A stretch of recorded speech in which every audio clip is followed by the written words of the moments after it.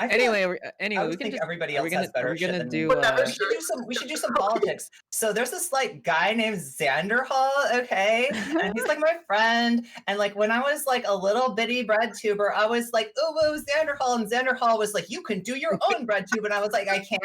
And I was like, what? And here I am, chat. So but then Amazing. like then Xanderhal got controversial. So it's like my friend, but now he's like controversial. He's got some takes that like, I feel different ways about. It's complicated, chat. It's really, really fucking complicated. And, it got, the shit kind of hit the fan that when Xanderhal posted the video.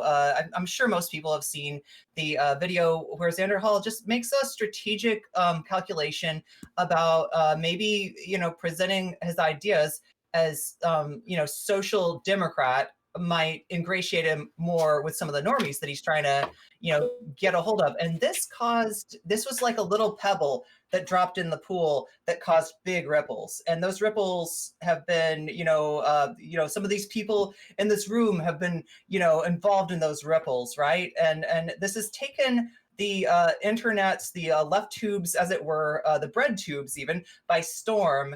And so because of that, we got to cover it. But here on Bird Brains, we don't like to cover the drama. We don't like to, be like personality A, good or bad. This is not the Roman Colosseum here where we're like condemning people to be eaten by lions. We try to get underneath it and say, what are the issues underlying? Like, what are we really talking about? Is this a question of optics? Is this a question of theory? What's going on underneath here? So I brought all these lovely people who were brave enough to handle this smoke, because like, let's be real, a lot of people don't, for rightly or wrongly, don't want to get involved in this kind of stuff. But like Merrick, just like me, you're a friend of Xander. We've got kind of connections. We've got reasons to want to talk about this, and let's get started with the debate. So I guess GrauGott, maybe I should give you the floor first.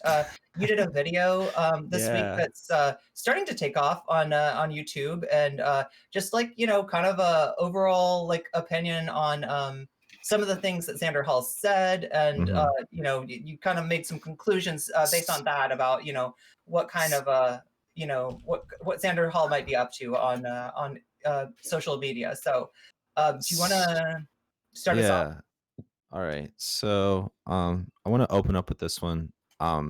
I don't want to like the platform Xanderhal, nor do I want to like destroy his career in any sort of sense.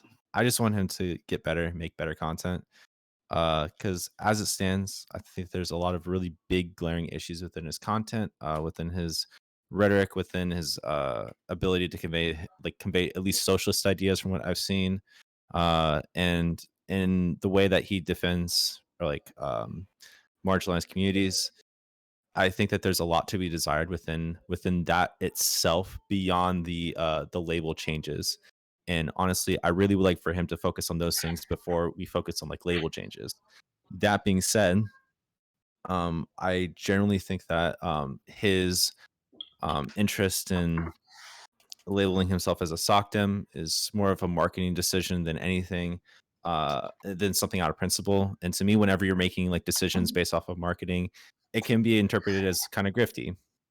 So like he thinks that there's like a bigger audience that's interested in like listening to SOCDEM ideas, and they're interested in listening to socialist ideas. And there's like no link between like SOCDEM and socialist ideas, given that SOCDEMs are not post-capitalist.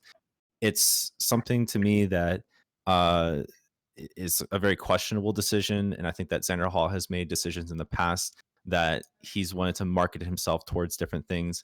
One of them being the drama community, and based off of all these like angle shoots to like market himself, that's why I interpret it as grifting. And I know that grifting is a really loaded term because like we think of people like Candace Owens or like Dave Rubin, where they're like literally getting paid to say these things. But grifting can also mean that like you're may not be representing your ideas, like where you may not be representing the full extent of your ideas in exchange for like either like a large audience or monetary gain in some sense. Which when you gain a following on YouTube, that does translate directly to monetary gain. So that's my opinion on the matter. If people and I'm willing to fight people on that one. So Yeah, yeah. Yeah, so before we get, or yeah, let me get, since I opened it up, I'll go to Dancing Spoon and then Merrick, and then we'll go around and do intros and everything. Since I forgot that, you're here to, you're here to talk about the stuff, but you're also here to, I want to give you a chance to promote your whatever you got going right now. So, Dancing Spoon? I'm not going to promote anything, just like follow Grau. Grau's a cool guy. So yesterday, me and Grau hashed this out a little bit because I'm pretty neutral on this because I don't really follow Xanderhal too much. So I had to do a bit of digging, watch a few videos, learn a few of his positions, and try and understand Grau's position on this. And I think there is a big question that we should avoid, and like the actual question that we should answer. And the question we should avoid is, are you on the left if you're a soc dem?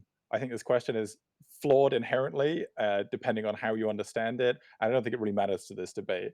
I think the bigger question, and the question that is more pertinent to the drama that's going on at the moment, is Xanderhal a grifter? Because that was the accusation made, and that's what sparked this. And now, we would agree that, I think all of us here would agree, that being a soc dem is more right-leaning than being a socialist. Regardless of whether it's on the left or whether it's on the right, it is more to the right of being a socialist than it is than socialism. Obviously, they're not the same thing. Even if it's not a right-leaning ideology, even if it's not a left-leaning ideology, we can definitely agree it's more to the right than socialism. So the question becomes, is Xanderhal promoting soc dem ideology because he sees it as the most efficacious way to get people to socialism, or is he diluting his socialist values because it's more profitable for him personally in one way or another? And I think that is the real question there, rather than, oh, is soc dem valid or what? I think we're talking about his intent and how that actually plays out in his actions. Merrick? So, okay. I think that there needs to be a bit of pushback on this definition of grifting that's been used. Because, I know that, Grau Denims showed you the dictionary definition of grifting the other day, which was like petty swindling or trying to make little bits of money here and there off of somebody without their knowledge. So that's an okay definition, but I think if we're talking about like in the online political sphere, that's not really the definition that a lot of people understand. When you say something like someone is grifting, the impression that you give a lot of people is that they don't believe anything that they say, and that everything that they're saying it completely for monetary purposes, and that they're like a really, really dishonest person, that they don't believe any of their positions. So like when you use a term like grifting, you think of, like you said, Candace Owens, but you also think of someone like Dave Rubin. And I think that it's a little bit, maybe not quite irresponsible, but I do think that it's kind of unkind for you to use a term like grifting for Xander, because really what you're doing in this situation is you are speculating on someone that you've never actually had a conversation with about something that you can't possibly know, and you're putting that out there and you're opening them up for a lot of not constructive criticism, but abuse. Because people don't levy constructive criticism at people that they believe don't actually hold the positions they're espousing. And we also are, you know very well how online discourse is. You know how absolutely toxic it is, especially in places like Twitter, which is a sphere that Xander spends a lot of time in. And I think that you follow me, correct? I don't know, honestly, but I think I do. Yes, you do. You follow me on Twitter. So Okay. if you have not, okay, I guess if you don't know that, then I don't know if you've seen. I don't pay attention to what you post like very, very closely, if that's what you're asking. That's fine. Personally. No, more the point was I was going to get at was I don't know if you see the absolute vitriol that's thrown at me online. Do you? Because I don't really pay attention to what you post online. I can't really say that I do, but I have no. I have It's seen not this just on before. my tweets. Yeah. No. I have seen it like directed at other people, like in particular, Mel, I have seen like it directed towards her. Like Twitter discourse is very toxic. I do agree. Right. So Yeah. my issue when, and the reason I wanted to use myself as an example is because I'm like, it's like extremely well known how much of kind of a punching bag I am, and to what degree you think that's deserved, I think is up for debate in a lot of circles, but that was the reason I used myself. So when you use a term like grifting for Xander, I don't think that that's constructive criticism. I think that that is maybe not abusive in itself, but what you're doing is you're opening the door for a stream of abuse towards someone who already doesn't necessarily have a completely well-deserved reputation. So, I, as someone who does talk to Xander, I don't think that he says things that he doesn't believe. So I guess my issue here is I think that I just kind of take issue with the way you handle this, because regardless of whether you think he handles things the best way or not, I do think that you genuinely want to give him criticism that will allow him to be a better person, right? Like, I think you have good intentions, correct? Yeah, I just know, like, let me explain why I use the term grifter. It's something that I think applies and I know is incendiary, and I want to light a fire under his ass. Because Xander has the tendency to not really listen to smaller people, like, unless, like, he, like, for the most part, like, it took Corvidae, like, a lot to be able to get under his skin, to be able to talk to him. Didn't And I Corvidae think signal boost a bunch of stuff talking about how he was a rapist? I don't know No, the full extent. that never happened. That never happened. But So I, Corvidae did the tweet about ableism remarks were completely valid criticism, right? Right. Regardless of whether or not that's true, which I don't know the full extent of that. The only thing that I watched was the Chud Logic debate when it comes to that drama. I don't know what the hell happened on Twitter there, but Okay. the ableist remarks and like his content with when it comes to ableism, that's 100% valid. And I think you that mean it took him Gosler? far. Say what? Do you mean the R slur? Yeah, when it comes to like using the R slur, when it comes to him getting recalled out like months later for continuing to use the R slur, like Well, he Xander, stopped, right? He made a he whole did. video about how he wasn't going to do that anymore. Sure, but like it also took a while. It takes a lot of pressure though. Like that, these Right. videos had to get tens of thousands of views to get his attention. They had to light a fire under his ass essentially. And Okay. I think that's when it comes to Xanderhal, I think that he I reached out to him in private and I tried to say like, hey, I take some issues when it comes to these sorts of things. Mhm. I could have waited a little bit longer on I my mean, you part waited for there. like 2 days, right? Sure, but like I But feel the like a lot of content creators that I've like contacted, they like reply within the day or two. And also like just like his takes when it comes to like defending a black culture, those are like some Paul Joseph Watson level takes. Like they're really bad. Sure. So I I actually think agree with it's yeah, it's like I think it's completely valid for me to just say, you know what, fuck it. I don't think he's really going to respond, and just make a video because that's how this fucking platform works. Is And you you're light fires touching on on people's asses. something. Yeah, you're touching on something that you mentioned earlier, which is like the fact that if you had made the video and the video's title, the video's concentration, what people thought the clickbait of the video was basically like Xander's not super great on this issue of talking about rap music. Xander's not Xander's got some got kind of ended up saying some, what I mean. If you tried to make it this small bore criticism, your video would have gotten no traction, would have gone nowhere, probably wouldn't have even gotten noticed, right? You made like kind of the, some would say over the top, use the G word, partly to get eyeballs on what you thought was an important issue. I don't want to put words in your And mouth, but I want Zanzi made a video earlier than me, and Yeah. Xanderhal didn't really pay attention to that one. Let me And ask you a Zanzi question made the real better quick. made the good faith criticism, and what I would say is probably like the more calm, even kilter criticism. But like I completely agree with Zanzi when it comes to what he posted there. But Well, I just took the aggressive tone. Let me ask you a question real quick. Well, I have two things to say. One, Zonzi also went onto one of my tweets to tell me that I was also a SOCDEM and that I was completely abandoning my beliefs and that I was letting everyone know that I was leaving the left because they were just too mean to me and I was doing what other right-wingers were doing. And when I was like, that's interesting, where did you make this story up? Where does any of this completely fabricated information come from? Aren't you supposed to be an educator? Why would you be saying something like this right now? You and I have never spoken.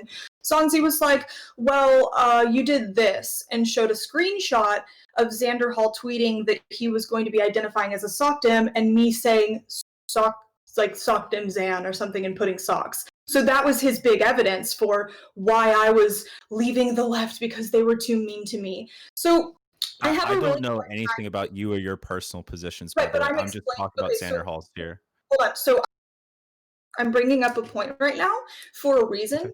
Would you allow me to make my point?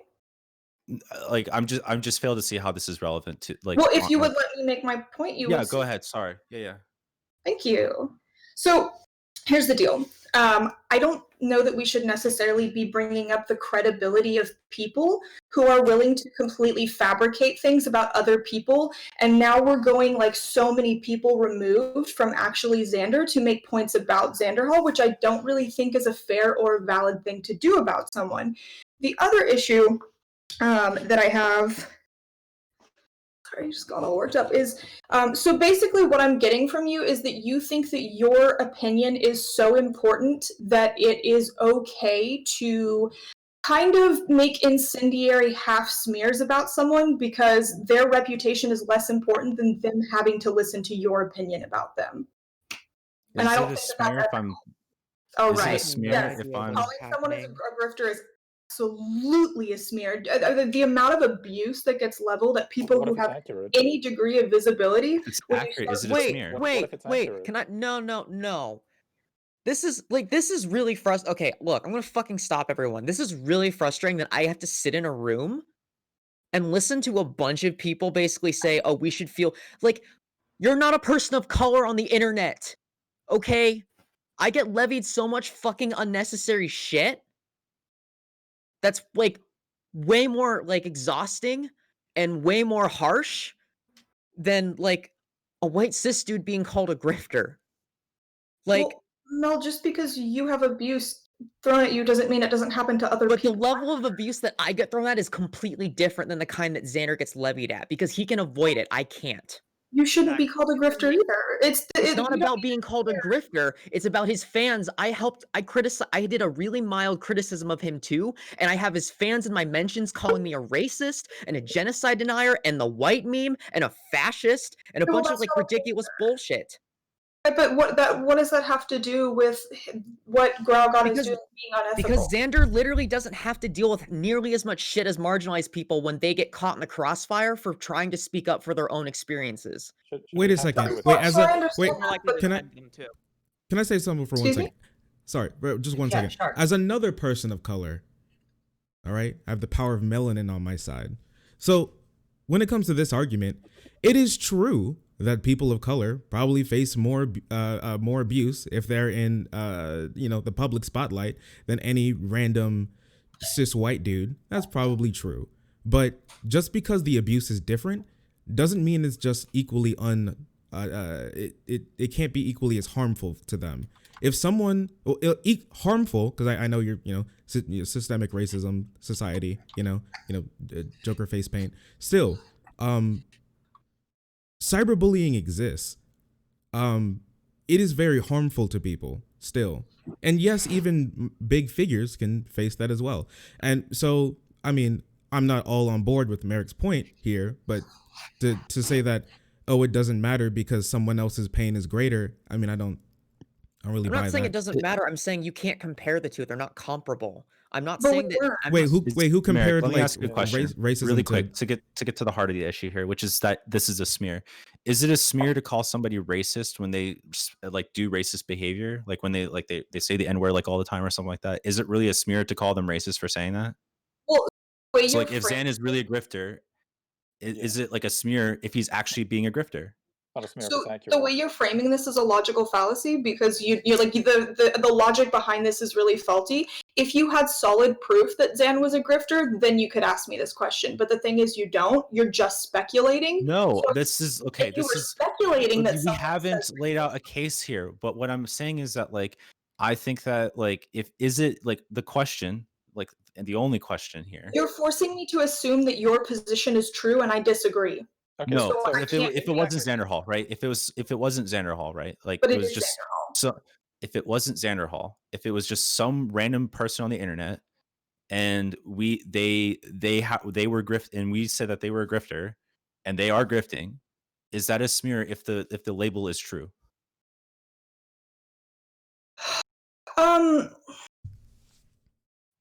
Yes, but it's valid. I mean, but I guess not. No, I mean, fine. I guess no. If they're actually grifting, then it's fine for you to point that out. However, what you're doing right now is you're putting me into a position where you're like, if I say, oh, yes, it's fine, then you're forcing me to kind of say that I agree with your underlying logic, which I don't. Yeah, but Graham's video is like an attempt to prove that Right, he is but a I wasn't grifter, swayed right? or Like the confused clips, at all by like any the of it. clips. Yeah, but It's that's literally his just argument. That's his speculation. proof. Like if you don't think his proof is like valid to the claim he's making, that's one thing. But saying that he's not giving like any evidence and he's just making assumptions, that's another. But I think both of those things are happening. I don't think that anything that he put in that video was valid. I don't think it's like clear, solid evidence at all. I think it's just you clipping things kind of out of context and using the term grifter incorrectly. Okay, so what would you consider to be valid evidence if not like actual Yeah, what's words the burden spoken of by proof Xanderhal? necessary? I think that if you had logs showing that Xander was saying that he believes other things, or if you had proof that he was taking money from a source to push these sort of beliefs, that I would believe that. Can we So can we figure out what our goalpost here for grifter is, right? I was So gonna like ask. Yeah, so that's like a good I don't question. so like here's the thing. I don't think Xanderhal by definition is grifting.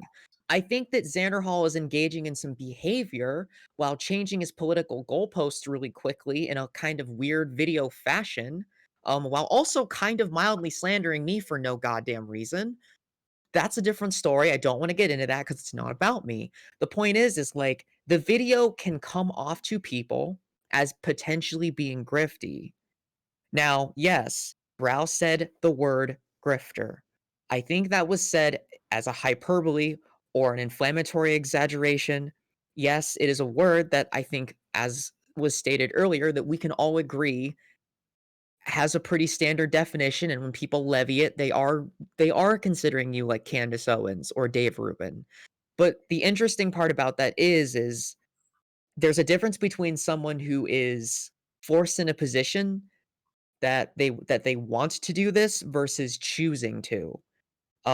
So you would have to put the argument, is Xander choosing to do this for money, or is he choosing to do this for optics? Yeah, so we finally And arrived at my opening statement. That's what I said to begin with. Is he doing it because it's profitable, or is he like doing it because he thinks it's the like best these way are to the push for questions that we socialism? need to talk about because it doesn't matter what the definition of grifting is because everyone is going to semantically argue about the definition of grifting and it doesn't fucking matter.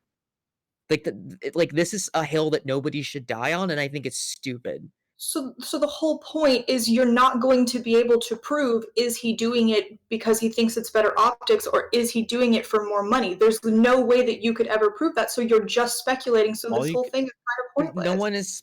Well, okay, so the thing that Grau was pointing out in the video is it like yes, you could call it a speculation, but you're being way too literal with the definition of speculation. He's not implying that he is doing these things or he's not implying that Grau is not implying here that he is doing it or he is not doing it. He is saying that there is a suspicious pattern of behavior that could potentially read off as maybe potentially grifting, and that he sees that more as a critique, not like you're doing a wrong.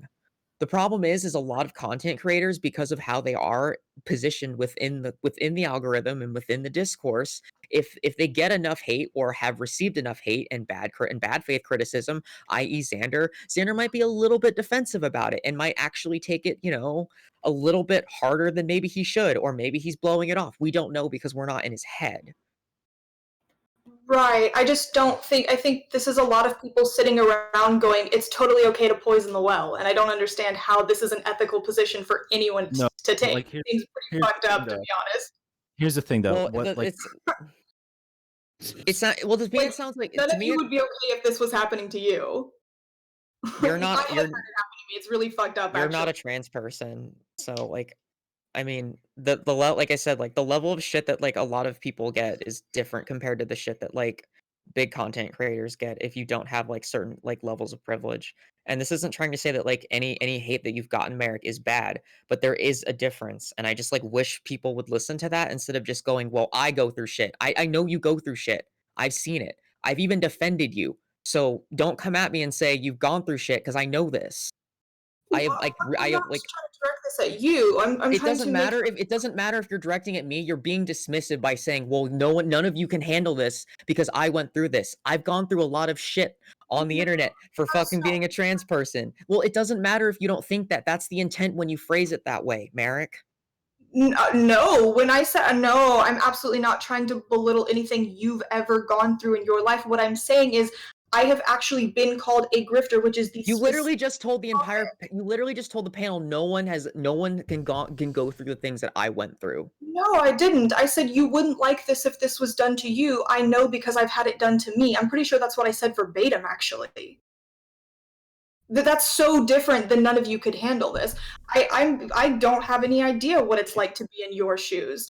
But what I'm saying is the specific topic at hand is having a community turned against you and think that everything you say is bullshit and now an opportunity, an excuse to attack you because you're a dishonest person. So you're a bad person. So every single statement you make is now open season because the well has been poisoned for you because you're a grifter. I don't. I just like. I don't understand. Like I don't understand. And- Like if you have a big platform, like I don't know. Wait, can we jump off this point because this is just Can we step back a bit? yeah. Wait, Yeah, can we I say do something need real to quick? actually- So Oh, go ahead, Shark. Yeah. sure. So, I actually got to talk to my good friend, my best buddy, GrauGott, last night, actually as well. So we had a little discourse there when it came to it, and what I came to is that at the end of the day, at the beginning, Grau had a bad taste in his mouth about Xan, which, I think people, whether you like Xan or not, he can come off as a pretty contentious figure. I think lots of people probably have a bad taste in their mouth about him. All right.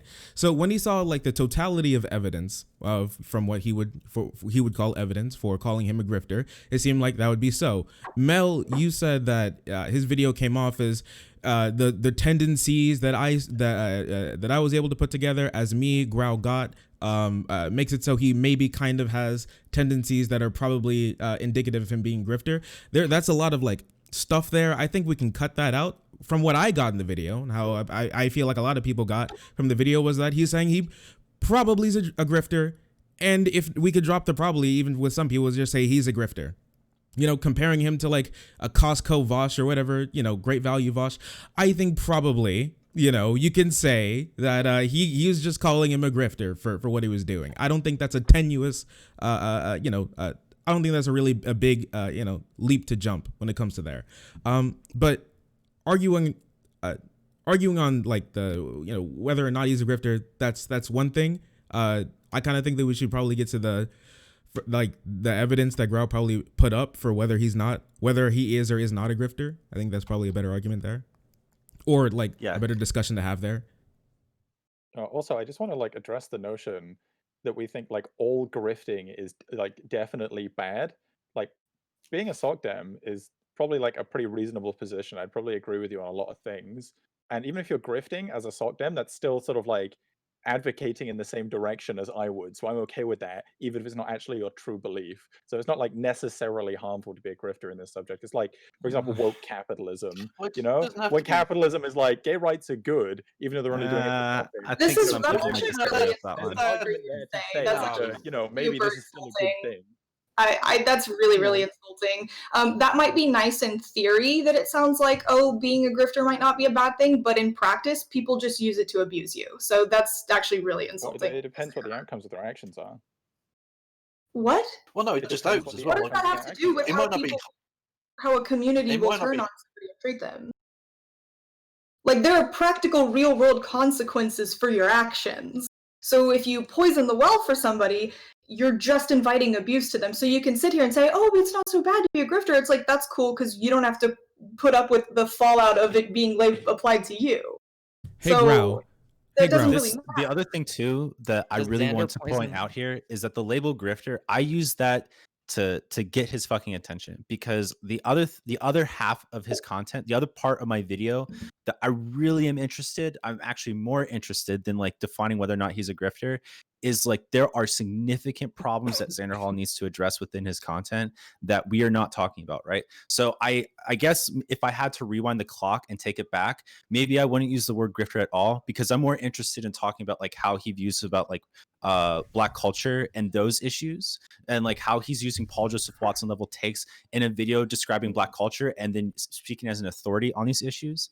I'd rather talk about these things. I'd rather talk about how he needs to bring his arguments up to snuff when it comes to making socialist arguments, instead of like trying to like take on labels. Like if he's saying like, I don't know how to make socialist arguments effectively, therefore I'm not going to engage in them, that's something fine. That's at least honest. But to me, one of the things is that like if he hasn't like taken the time to learn socialist arguments or socialist theory or something like that, as someone whose job it is to be a political commentator, that to me is a problem. If you still say like, I'm going to be a socialist, but I'm just not going to make the arguments, like that to me is somewhat of an issue. But that's not But what he said. He said the opposite. you He said he was going to continue to make these arguments, but that No, he if you're a SOCDEM and you're making SOCDEM arguments, you're not making socialist But arguments. he's I'm not sorry. a SOCDEM. He said that he would be identifying as a SOCDEM while pushing socialist arguments because he felt that that would be a more welcoming But, like, title for other people no, to. Those that's things not are what he inherent, said. Merrick. Unfortunately, those two things are inherently contradictions. I mean, I can call myself a conservative and still espouse anarchist ideas. That's not really you So can't there's really something. stop me from doing it. Again, you No, gotta here's that's what's not- happening then. that's- you got to consider his intention here, right? So if he thinks that espousing SOCDEM ideas is the correct path to socialism, right? Even if that's wrong, it doesn't matter if it's right or wrong. If he thinks that is right, then he's not grifting by doing that. However, if he knows that's wrong, or he thinks that's wrong, and he's doing it because it's profitable, then that is grifting, right? So again, we Where come are back you to guys what are his getting it from? intentions, not what he's actually doing. Right, but where are you getting that he's going to say SOCDEM points? Like, you guys keep saying this, but this is the opposite of what he Because stated, so where are you getting it because from? when he's talking about political viability, like it's kind of inferred, right? When he's talking about political viability, politically viable is SOCDEM positions, not necessarily making arguments like workplace democracy or workers' own means of production. These are not something that's like in common public discourse. So to me, if he's like actually interested in making like socialist arguments, he's arguing for things that are outside the current Overton window for American politics. And so like to me, unless he specifically says, I'm going to make workers' rights arguments, and he says like, I'm going to put myself as a label as a SOCDEM to try and pull liberals over to the left. The way that I read that statement, and I don't think it's unreasonable, is to say that he is going to make SOCDEM arguments, not socialist arguments. That is unreasonable. You didn't talk to him or clarify at all. You just assumed something. But this is because you don't him like explaining and they just said, himself. Merrick, No, Merrick, he looked can at I a say pattern of one thing? behavior. Like that's where I get just to be like super clear here. I don't actually agree with Grau. I don't know enough about Xanderhal to conclude whether he is a grifter or not. But the point is, Grau has assessed a pattern of behavior that's coming from Xanderhal, and he's gone, this looks kind of grifty. This person is selling out the ideology or not making the arguments that would actually Just because be best you focus on because there's more electoralism profit doesn't in making mean that you're arguments, a SOCDEM. that are less, You could just be going with a contentious. different Extreme. But you strategy. didn't say profit. Like profit is as in like you'll get No, further like as a or whatever. You know, yeah. he gets more. He gets more social capital. Okay, because Yeah. we got to be careful, especially if we're going to use like grifter, you know, throw that word out there. That like, you know, when you say like it's all for, you know, it's all for you know what I mean, like making the nobody's implying that he's like making more money and that's, you know, what the SOCDEM thing is about. He's saying it's a strategic position. Other people feel like it's because of a lack of ability, I guess, to make the arguments for actual socialism, and that like, you know, he's kind of like compromising to like a, you know, something that is honestly on the capitalist side of the continuum, just out of a lack of understanding. And you know, so there's several levels of criticism going on here, right? Yeah, Sure? there's several levels here.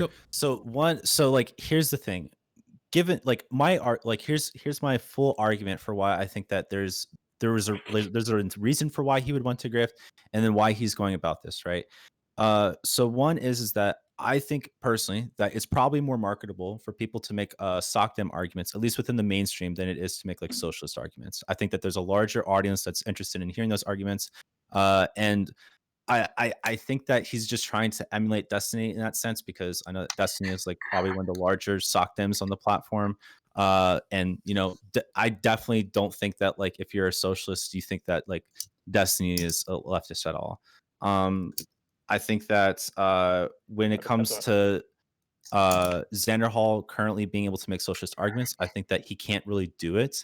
That's why I included the ask yourself debate in terms of like him just not really being able to understand socialism deep enough or understand his own ideology deep enough to be able Right. to make proper arguments. For You example, can smoke weed on Twitch if it's legal in Shark, your did you want to state. get in?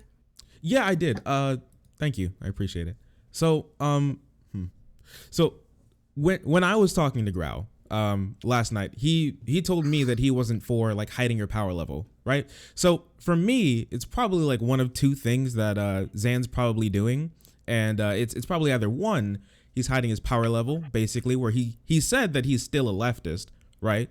And then he said he's going to start identifying as SOCDEM, which is factually not leftist. So he's either trying to hide his power level there to try and gain, a better traction in people who would be turned off instantly by him saying he's some random denomination of socialist, or he's too woefully, uneducated on what these terms mean.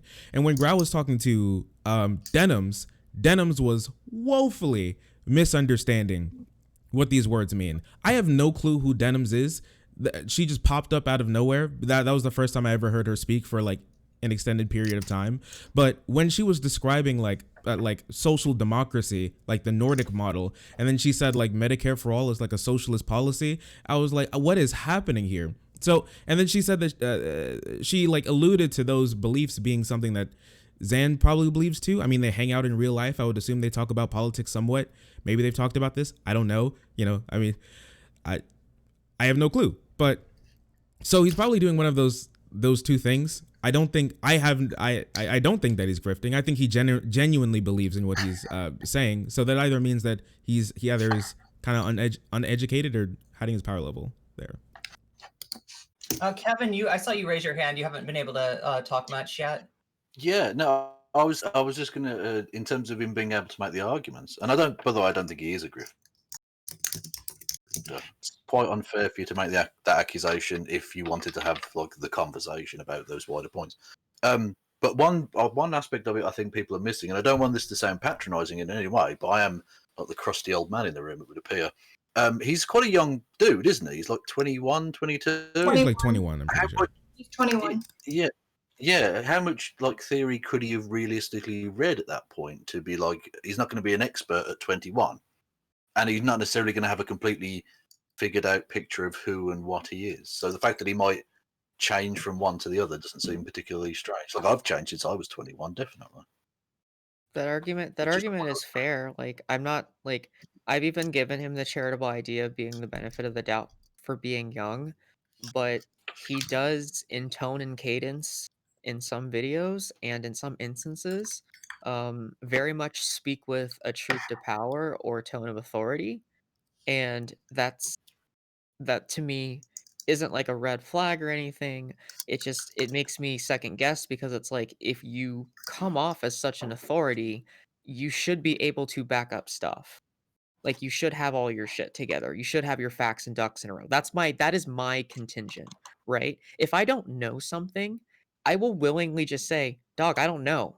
Just like if you don't know something or if you're not versed on something, don't Wikipedia like while you're like on stream looking it up, or don't pull a Dario and like literally Google things into your computer as the panel is happening. Just if you don't know something and you need to Google it, just say, "Hey, can I look this up to verify a fact?" Like tell the moderator that, just be honest. This is my problem, is like when people do these little things, I can't tell how honest they are. It's not me coming at them saying they're a grifter, they're a liar, they don't know anything about socialism, ooh, capital bad. I'm not coming at them from that angle. I'm just literally looking at this and going, if you're speaking from a term of authority, or if you have a massive following, you kind of have a responsibility to make sure that when you're presenting content and presenting yourself and presenting information, you are at least being decently factual and decently presumably honest. Because Yeah. there are a lot of people that do take advantage of this. We have seen people like Candace Owens and Andy No who actually are being disingenuous, and we all roast them constantly. So we should be able to self-criticize our own in-groups to say, hey, what you're doing is a little close to the sun. Maybe you should think about the decisions and choices that you're making. That is literally all this conversation is, but people get so defensive over being over self-crit. And I just think that's a problem. I don't know if anyone thinks about this. Like, I talk about self-crit a lot because I think it's really important. Well, Like, it's if I it's say something anti-black, for example, like, I just want someone to like correct me. Like, I'm not like, no one's above criticism. yeah, but well, the thing is, I think probably one of the big reasons Merrick is, probably quite upset with Grau, because the way his criticism came off, I talked about this before. There's some merit to the idea that if you want to get your thing seen by someone who's like a big content creator, that you can be a little antagonistic, right? And you can bait them in with like being a little antagonistic. I don't think there's anything necessarily wrong with that, but I think the big problem is Grau's video probably came off, I would very much say, overly antagonistic. They got a lot of people looking at the grifter label, got a lot of people looking at the clips being taken and the way that it was presented over the arguments that he was trying to make, right?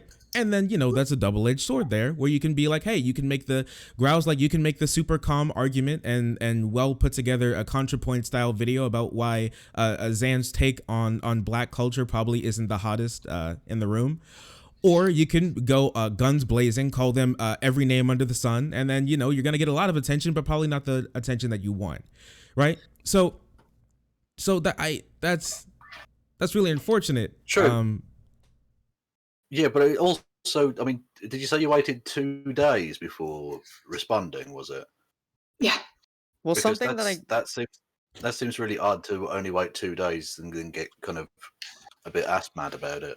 It seems a bit like I'm a much smaller YouTuber than he is, and I don't necessarily respond in 2 days. Well, the thing that was funny is if you actually look at the retweets and the quote tweets from all the conversations, because I shared it, I actually got way more shit than Grau did. Like, Grau wasn't getting mentions, like, people weren't calling him like a racist and a fascist and bringing up old tweets that I said from however long ago, right? Of some other discourse that like was taken out of context. This is something that I was trying to say earlier. It's like, just like Grau posted that video. Yeah, you can say he posted it 2 days after, but like if you actually like comb through Twitter, he didn't really get that much like traction to his Twitter or his handle. Like, I mean, I think the most he got was on like the individual YouTube video and like the comment section. Like, most of that wasn't happening. But when I shared it and was very like simple about it, I was just like, hey, like here's some, like I would share it around and be like, hey, here's just like a thing to keep in mind. I wasn't posting the video to like flame anyone. It was just like, hey, like I'm supporting my friend. My friend did something, so I would just pass it and let the public decide. But the interesting part about it is I got way more harassment per se than Grau did. I'm not like complaining about it and saying, oh, woe is me. I'm just merely making the point that like generally, if you are in a position where people can like pretty much have already decided your idea on the fence, like some people are just going to naturally get more harassment or more bullshit than other people, and that's sort of how the drama spun. Again, not trying to blame Zan for his fans, not trying to say that my situation is worse than anybody else's, not trying to say that like that Grau didn't get weird shit from people. What I'm saying is like all of these like little layers of events that happen when these things unfold are like we need to take all this into account, because it all is what sped a lot of this into a big mess, Can and I go like after why some Merrick? people are super defensive and like why people are like really not defensive. Like people are kind of like it feels to me that like people are doing sports teams right now and not actually engaging with the content. I'm not saying anyone's doing it on purpose, but like everyone has sadly a bias, right? And so, like I said, this is all just stuff to keep in mind. I'm not accusing anyone of doing anything. Was it Merrick I feel and then like Chuck? Or who was? Yeah, I'm sorry, that was I Merrick. looked away for a second. Who was next? That was Merrick. Merrick. Okay. So I do appreciate you bringing up that you got more harassment for talking about this, Mel, and I do think that that is just kind of a reflection of, like, even in leftist spaces, femmes get more abuse for whatever reason. I'm sorry that that was your experience. That's really fucking shitty. But I do think that you make an excellent point when you say that some people will get more harassment. And now, if Xan had an account the same size as yours, you would still probably get way more harassment. But the thing is, he doesn't. He has a much larger visibility. So he's also going to have like an enormous number of like detractors or people who are being really uncharitable, considering or compared to if he was like your size. Well, was he called a Nazi and a racist and a I can't take fascist? these horny He gets dipshits roasted a nowhere. lot. He I had hope you know that. dox his parents. He had a bunch of people threaten to kill his parents, and like Xan has been through a lot of shit. Xan has had a ton of abuse levied at him. I mean, people were telling him they were going to kill his dogs and set his parents on fire. So, you know, Xan has been through a ton of shit, and I think that's another reason why I'm probably a little bit defensive in this situation. Can you guys send me some toxic stuff? Whether we Mel want to said on admit it Twitter, or if you guys can get not, the online left space is exceedingly toxic, especially to people who are, like I said, like a lot of femme people get it a lot worse, but a lot of people who have a platform and any level of visibility receive. It's because a lot of them don't take mind-bending accountability for things. If people just simply self-critted, took time away from like a take and didn't have to make a video about it, things would be much better. Like my problem with a lot of these like content creators is that if a controversy comes up, they have to make a video about it. Just apologize, do the discourse, self-crit, and move on. Okay. Don't like I like people, you don't have like if someone says, Mel, you said something fucked up, and they DM me, we talk it out, everything's good, we walk away, and you know, maybe we'll have another conversation another week. I don't make a video about it, they don't make a video about it, but like this is the thing. Xanderhal has mentioned me in his videos before. He has literally I whenever I have asked to speak to him, he has said, "Oh, I don't want to talk to her. She's a dumb fuck tanky." Like, so like this is my issue that I have here is like you can say that he gets harassed all you want, but even when I reached out to him in good faith, he basically just discounts my entire argument because of my political ideology, something that he doesn't actually understand because he's never actually read the theory or even know anything about it, but he has the rent-free version of Tanky living in his head, so he's already assigned my arguments without even having listened to me. And then when his fans start repeating dumb fuck Tanky on my mentions after I share a video doing a pretty mild critique of him, yeah, I feel a little kind of pissed off about some of the shit that happens. Sure, I want- understand Oh, that. sorry, Merrick. Go ahead and respond. I don't think that the way that we treat other people is necessarily dictated by things they've done that we don't like, though. You know, part of having integrity is treating people consistently in ways that align. So why with does Xander always call me a dumb fuck Tanky every time I try to Well, that's talk to not him then? grifting. Well, like because being mean is not grifting. we could It's, like, probably completely criticize separate. some of the way that he Yeah. behaved, but he's not, you know, he's not here right now. What we're talking about and what I'm talking about is, you know, what GrauGott did. So if we want to have a whole panel where we discuss specifically things that Xander has done, we can, but I think the issue here is, you know, my issue that I'm bringing is GrauGott's actions. If we want to talk, if you want me to criticize Xander, we can do that separately. like what I'm trying to do here, and like what I kind of hate that this conversation has devolved to, is that like the like okay, was grifting probably somewhat a bit of a mistake in calling him that?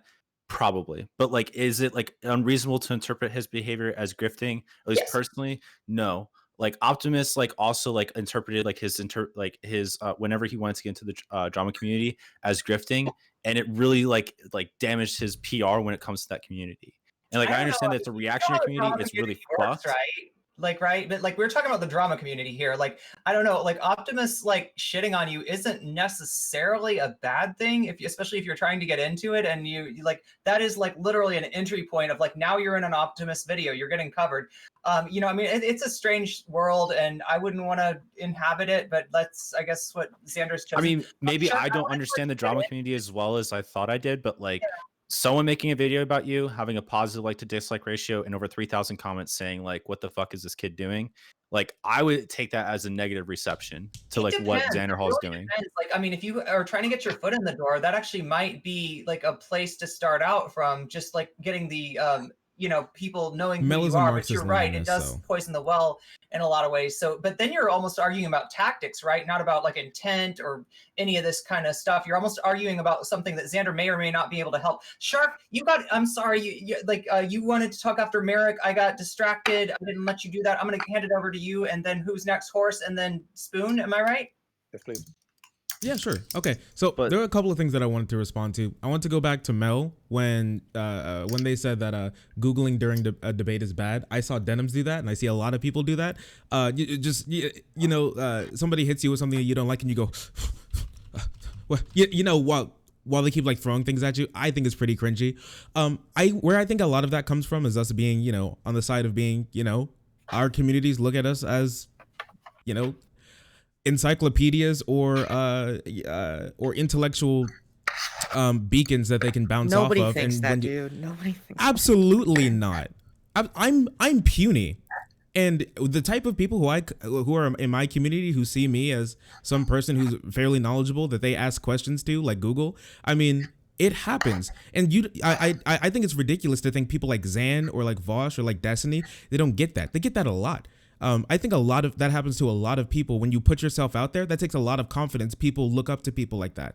I don't think that's a ridiculous thing to think whatsoever. But also, Grau, I guess it also depends on what kind of following you have too. Yeah, I think here when we're doing politics, I think absolutely people are going to levy questions at you and take your advice and take your word at its face more than anybody else. Any random like dipshit on Twitter will. Absolutely. Especially, I mean, the parasocial thing included in there, definitely. Grau, you kept bringing up Optimus talking about Zan. Optimus has 1 million subscribers and the video got 100,000 views. It wasn't even that well received, as in, I mean, he got like, I don't think like 100,000 views on a million subscriber YouTube channel is necessarily no, like it's the closer to biggest 200,000, which like, what is it, I like understand 180 or something engagement. but I know that like, sorry, I know that like user engagement, but what I'm saying is that like a lot of people in the community still saw the video. It's not like compared to like a Xanderhal video, which on average gets like 20,000 views. Like that, they literally got a video that's like 10 times the views of what Xanderhal did. Like the reach is much farther than what he has Xanderhal 1 was. million subscribers. Someone Anybody shit in about his him relevant to anything, though. You're just like someone made a video talking shit about him, so therefore his move to the drama community is a grift. Like I don't understand this point you're making. Yeah, on That's that, not the I don't entirety think of the the point. point. I got cut off before I was able to make the full point. What I'm saying is that like his moves that he's making can be not well received. What I'm saying is that like I think that like other people, like in that video, Optimus said like, what the hell is this kid doing, like coming into our community? And like to me, that's indicative that I'm not the only person that can receive these things as like with like negative intent. But you're talking about people on the opposite side of the political spectrum, probably, or like gamer dudes who just don't like any politics and literally they see a black person and think that you need to write like a whole like scientific dissertation about why like women or like black people should be in there. I think that's really sort of like, that's a grasp there for like Optimus. Obviously, like we talked about this. Anything Zan said, if he even mentioned it on stream, if it reached Optimus, he'd be like, these leftist SJW PC culture warriors try to take our games from us, and now they try to infiltrate our YouTube community, and then will we let this happen, boys? Absolutely not. That's what's gonna happen. Like no matter how he was going to take it, but. I don't think the point makes any sense, especially when you're reaching from basically the right, or at least a disaffected, anti-both sides center. Horse, you were next, right? Yeah, no, I mean, there's just so much stuff going on here that it's kind of hard to keep track of all the arguments you want to make. But I mean, my initial reaction just to this whole thing in general is whether or not we're going to use the G slur on Xander or whatever. His positioning of saying, like, I need to get a wider audience. I need to have a wider reach like Hassan.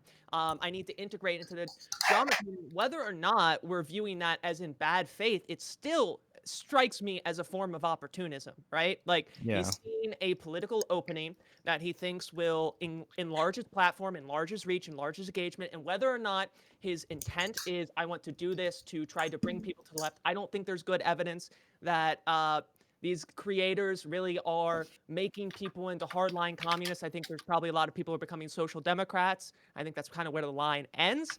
But it strikes me as, opportunism, like whether or not he's doing it for his own gain or to enlarge the left as a whole. It's a tactical position, a tactical maneuver in my mind, that he's decided this is the best position for me to stake for the maximum influence. And that's opportunism. And opportunism can be very dangerous to the principles of the left in general. And that's kind of what I wanted to say on that there. Yes, I agree. Okay, my turn. So, to reconcile the positions here, the position I'm hearing Merrick coming from is you can't just call people grifters, especially on like not widely agreed upon evidence, because calling people grifters is potentially harmful to them. And the position grounds you have evidence to support that, especially in this case. And the reason that's okay is because the damage done by them grifting is greater than the damage done by them being called a grifter. So again, this becomes the question: is calling him a grifter acceptable on the evidence that we have? So basically, and this is going to come down to the point of how do you perceive the evidence? What is sufficient evidence to be called a grifter? And now Merrick seems to want like DMs of Xanderhal being like, yes, Jeff Bezos is paying me to promote capitalism, and Grau is quite happy to like string the heaven. Like, I'm being hyperbolic, but I'm being hyperbolic. If they actually are.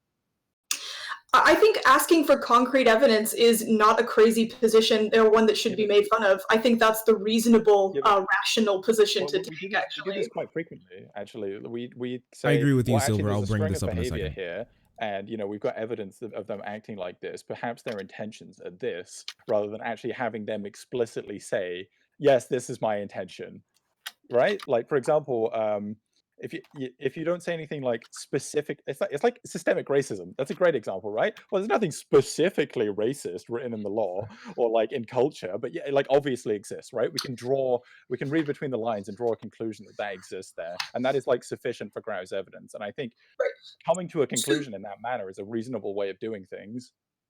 So the people that we come to that conclusion about are people who we can look at their funding. So like Dave Rubin, I can see who funds his show. Candace Owens, I can see where she goes and collects money from, what PACs, what events she speaks at. So there's a huge difference between saying something like that about these huge people who work in media and saying I think we're conflating terms here. We're conflating terms. Grifting can also include like a disingenuously representing your opinions for like more power in the sense. So that could be money, that could be like social capital. Grifting can be more than just like you get a paycheck from somebody. Yeah, we went over this already. Just Grifting because is you're not getting like a check. Guys, I've already laid out earlier what I've already laid this out earlier. I've already demonstrated. Okay, so then we're just simply never going to convince you, at least with what we're trying to do here. And like that, if that's what you're at, then fine.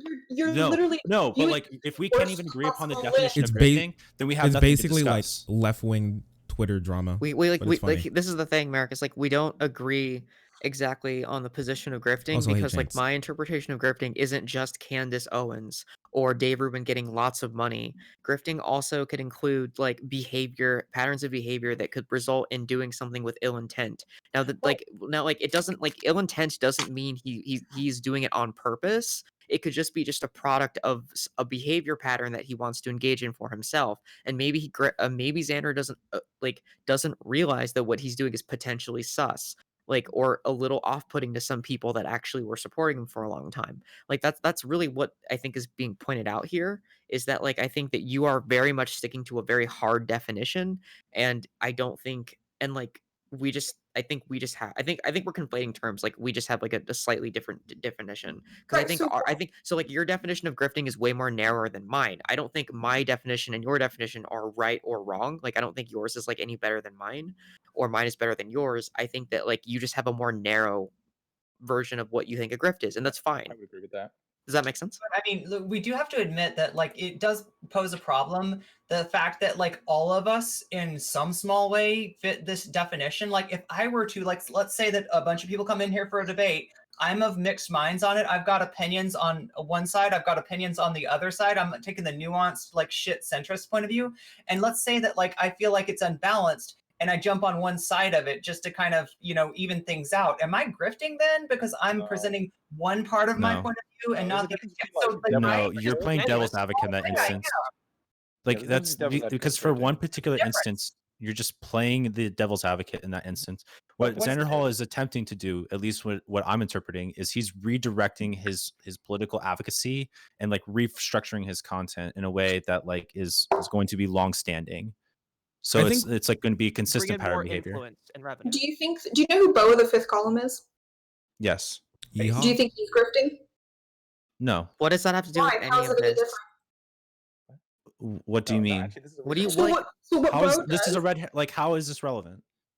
because so like what your Bo definition of does grifting has to is be he consistent. holds a position and then he doesn't exactly explicitly say that, and he advocates for the ideas that go with the position, and he talks to conservatives and liberals, and he makes these ideas Merrick, he's speaking to a very specific audience. You can't use Bo as an example because it has nothing to do with Xanderhal. Wait, Like, he's trying to speak to a very specific audience, isn't he? Yeah, Xander No. literally says, I am a socialist, but I'm going to tone down my language and try to present socialist. But here's No, but that's here's not what the he no said, no no no though. no no no. Here's the He thing. said he was Here's the going to- difference. No. Here's the difference between Bo and the difference between Xander. So Xander is not. I don't think Xander is self-aware enough that SOCDEM and socialist mean two radically different definitional things. So this is Bo just is shit Bo, talking. Bo is not. No, look, because that's true. I don't know if he knows this. I'm making the assumption. Okay. Bo has never given himself a political title. This is the thing that you're missing here. Xander is using political terms. But Bo has never said he was a socialist. He's never said he's a leftist. He frames working class arguments that are more progressive to people that might not necessarily I'm good and everybody take else them is bad. for the language or the culture that they're used to. Right, and that's what Xander But said he was gonna do. no, it's not the same thing because Bo has not given himself a political title. Xander has. So when you give yourself a political label, there is weight to it. So when I call myself a Marxist-Leninist or call myself a communist, there are people that are going to assume I am a tanky. It doesn't matter how much I tell them that I don't stand China. It doesn't matter how many times I tell them I don't actually think the USSR was great. I cannot change those people's minds, Merrick. There are people that will generally just sit and chat and flame me and like call me a genocide denier, even though I've never done that ever in my life, never on a stream and never in public. But the point is like once you assign a political label, there is baggage and there is nuance that comes with that label. So when you call yourself a socialist, but then say I want to be a SOCDEM, for people that know these political labels and ideologies, it is a little confusing. Bo gets away with that because he doesn't give himself an identity because he's using a working class materialist argument instead of a political based theory one like Xander is presenting. So if Xander is saying that he's going to do the exact same thing and we watch his action. Xander and Bo are not doing the same thing. What do you not understand about that? They are doing two No. completely different Again, things. This is intention. So let me This is finish. So if intention. his like Bo is doing it because he thinks that's the like easiest one. Again, I don't agree, but this is the argument for me. Bo is doing it because he thinks it's the best way to get people to socialism. That's being literally sneaky what about Xander it, said. right? I'm the sneaky debate man, right? Grau is making the assertion that Xander is doing it not because he thinks it's the best way to get people to socialism, but because it's more profitable in whatever way, be it monetary or like socially. For him personally, not because it's actually more effective. Right, but he has not demonstrated that. Well, that's what. Okay, but we haven't even begun to even start with the argument though. Like we can't even start the argument though because we can't even like Then agree say that this it. is the argument to be had. Grau's evidence is Then say what attempting your to evidence show. is. Yeah, Grau, Like, can you that's what list his off video one of the is. reasons, like some reasons for us? Actually, just one. Give us one that we could chew over for why Okay. Xan fits the definition of grifter. So I think in the video that he has explained, he has had a more of a focus on like growing his audience than on like principled reasons why he's making this shift. He's like because of the fact that in the totality of the video, how I view it is I see more examples of him This is basically what's happening, idealizing okay? other people's audience and idealizing the size of his audience and trying to grow his GrauGott, the dude in the audience middle, rather than called trying to make like, a another principled content argument creator of, like, a grifter. I think that there's People a got on reason him for, about it, bringing people over to the and sock then dump hill, people or think bring that him over into he's socialism, or makes them more that he's amicable right to and he's wrong. socialism. Or it's not out of principle, it's mostly out of a I want to And grow the what it size of means my to grow your audience. I want channel to as make being this on the thing left bigger. wing. And that to me is indicative of he cares more about personal aggrandizement more than he cares about like a political philosophy or caring about like the ideas being presented. That to me is like the evidence of why I think that he is at least making some sort of a grift here. And like I understand that that is somewhat subjective, and if you disagree with that, fine. But the other thing that I really want to use this as a springboard to get into is like how there are problems in Xanderhal's content, specifically when it comes to Black culture issues. I'm less interested in the grifting like debate, honestly. I've had this like multiple times.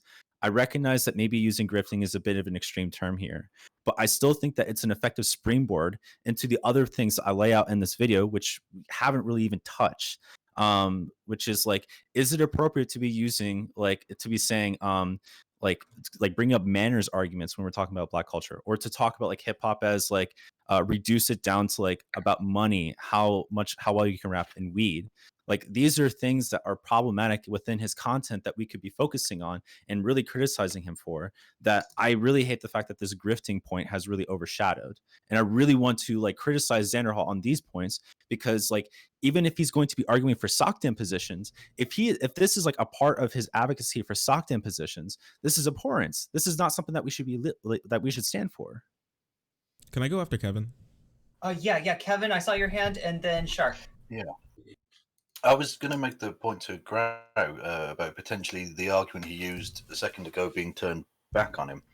That by using grift in a way that at least I think you now accept might have been something of a mistake, and by trying to get the attention of the larger YouTuber, are you not yourself clout chasing in a way that you're accusing Xanderhal of having done?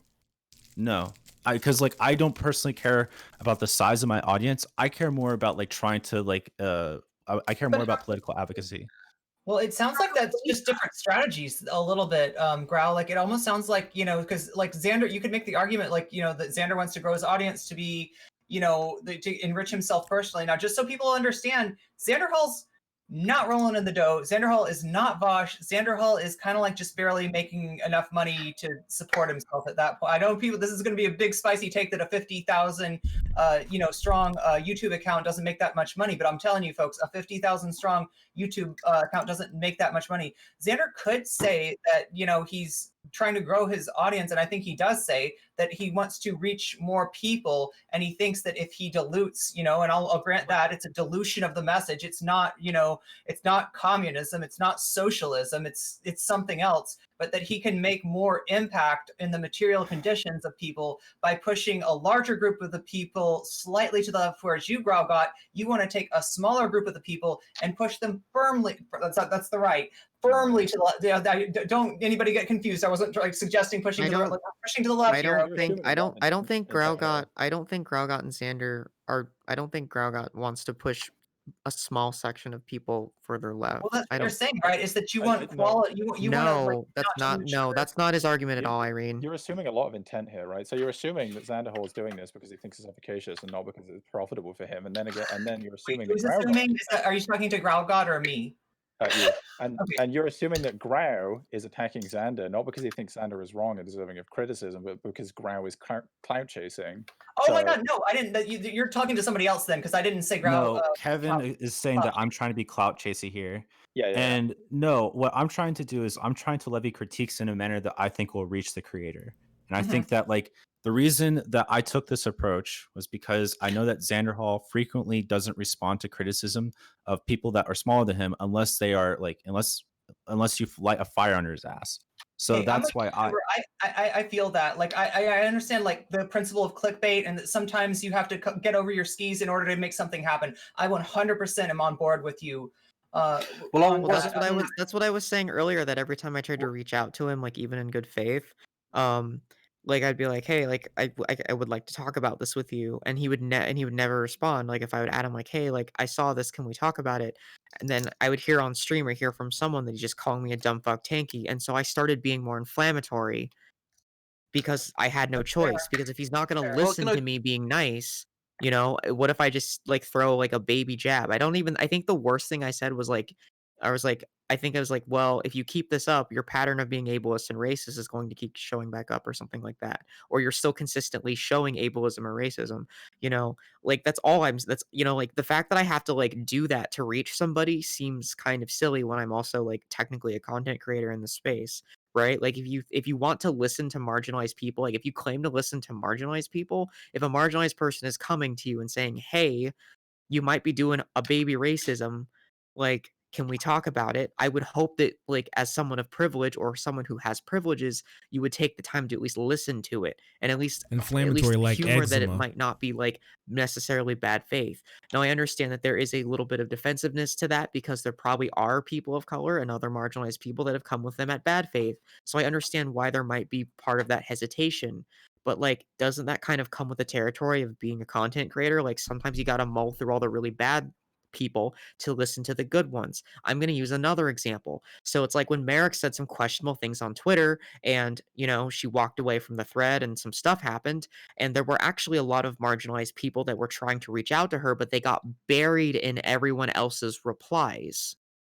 So I reached out to her and I said, hey, you're doing a thing that isn't inherently bad. I'm not here to cancel you, but you are sort of reducing the voices of people that are more marginalized in this event. You should probably like think about this and do a little better. Not once did I chastise her, not once did I shame her. I was trying and I wanted to like put it publicly on the post so if other people could see it, they could go, "Oh, maybe this person has a point." And so maybe I'll get some likes on it and then more people will read it and realize that my criticism isn't actually attacking Merrick, but I am here in good faith. But oftentimes those comments get ignored. Or if they see my profile or my tag or whatever, they start calling me a dumb fuck tanky. And if people have a misconstrued view of communists, they're going to discount my opinion entirely, or the party that I'm trying to criticize or reach is going to end up just ignoring it because popular opinion has deemed me a bad opinion. These are things that happen a lot. And The other thing, Oh, can I go? The other thing too is that I want to make note that the first thing I said here is that I don't want to cancel Zen. I just want him to make better content. So like, do I see value in the content that Zan makes? Yes. Like, do I think that like he has a platform or like the potential to do a lot of good for leftist ideas? Yes. Do I think that he has a lot to learn to do that? Yeah. Like, and I don't think that that's like a hot take.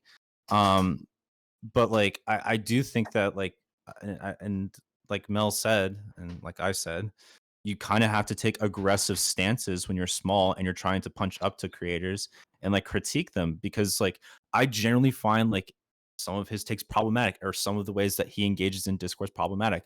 Like the fact that he's so stubborn that he would like hold on to a position of justifying genocide, like really terrible. Like, and like I even said in the video that like I don't think that this is something that's like he genuinely believes in, but the fact that he has like traits that like that keep him on like these really shitty positions, I think that this is like something problematic, of like something like of a larger problem, you know?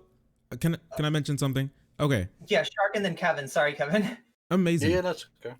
So I think, was it you, Dancing Spoon, who said like opportunism kind of like equaled bad? I think if you're on here, you're looking for some sort of like opportunity. Someone said something along those lines. Well, at least I interpreted it that in that way. Someone said something along those lines. Not what I mean by opportunism, but yeah. Okay, sure. But somebody said something along the lines of, if you're looking to grow, that's kind of like in the vein of, it can be, it's in the gray area of, could be opportunist and grifty. I think if you're on here, if you're doing anything like this, honestly, if I think you're doing any sort of political advocacy, you're doing some sort of opportunism, okay? Because if you're not, then I don't know why you're just taking pictures of all the organizing that you're doing, put it on a Polaroid and fucking just throw it in the trash, okay? Because if you don't want anybody else to see it, then I don't know why you just keep it in your little shrine in the closet.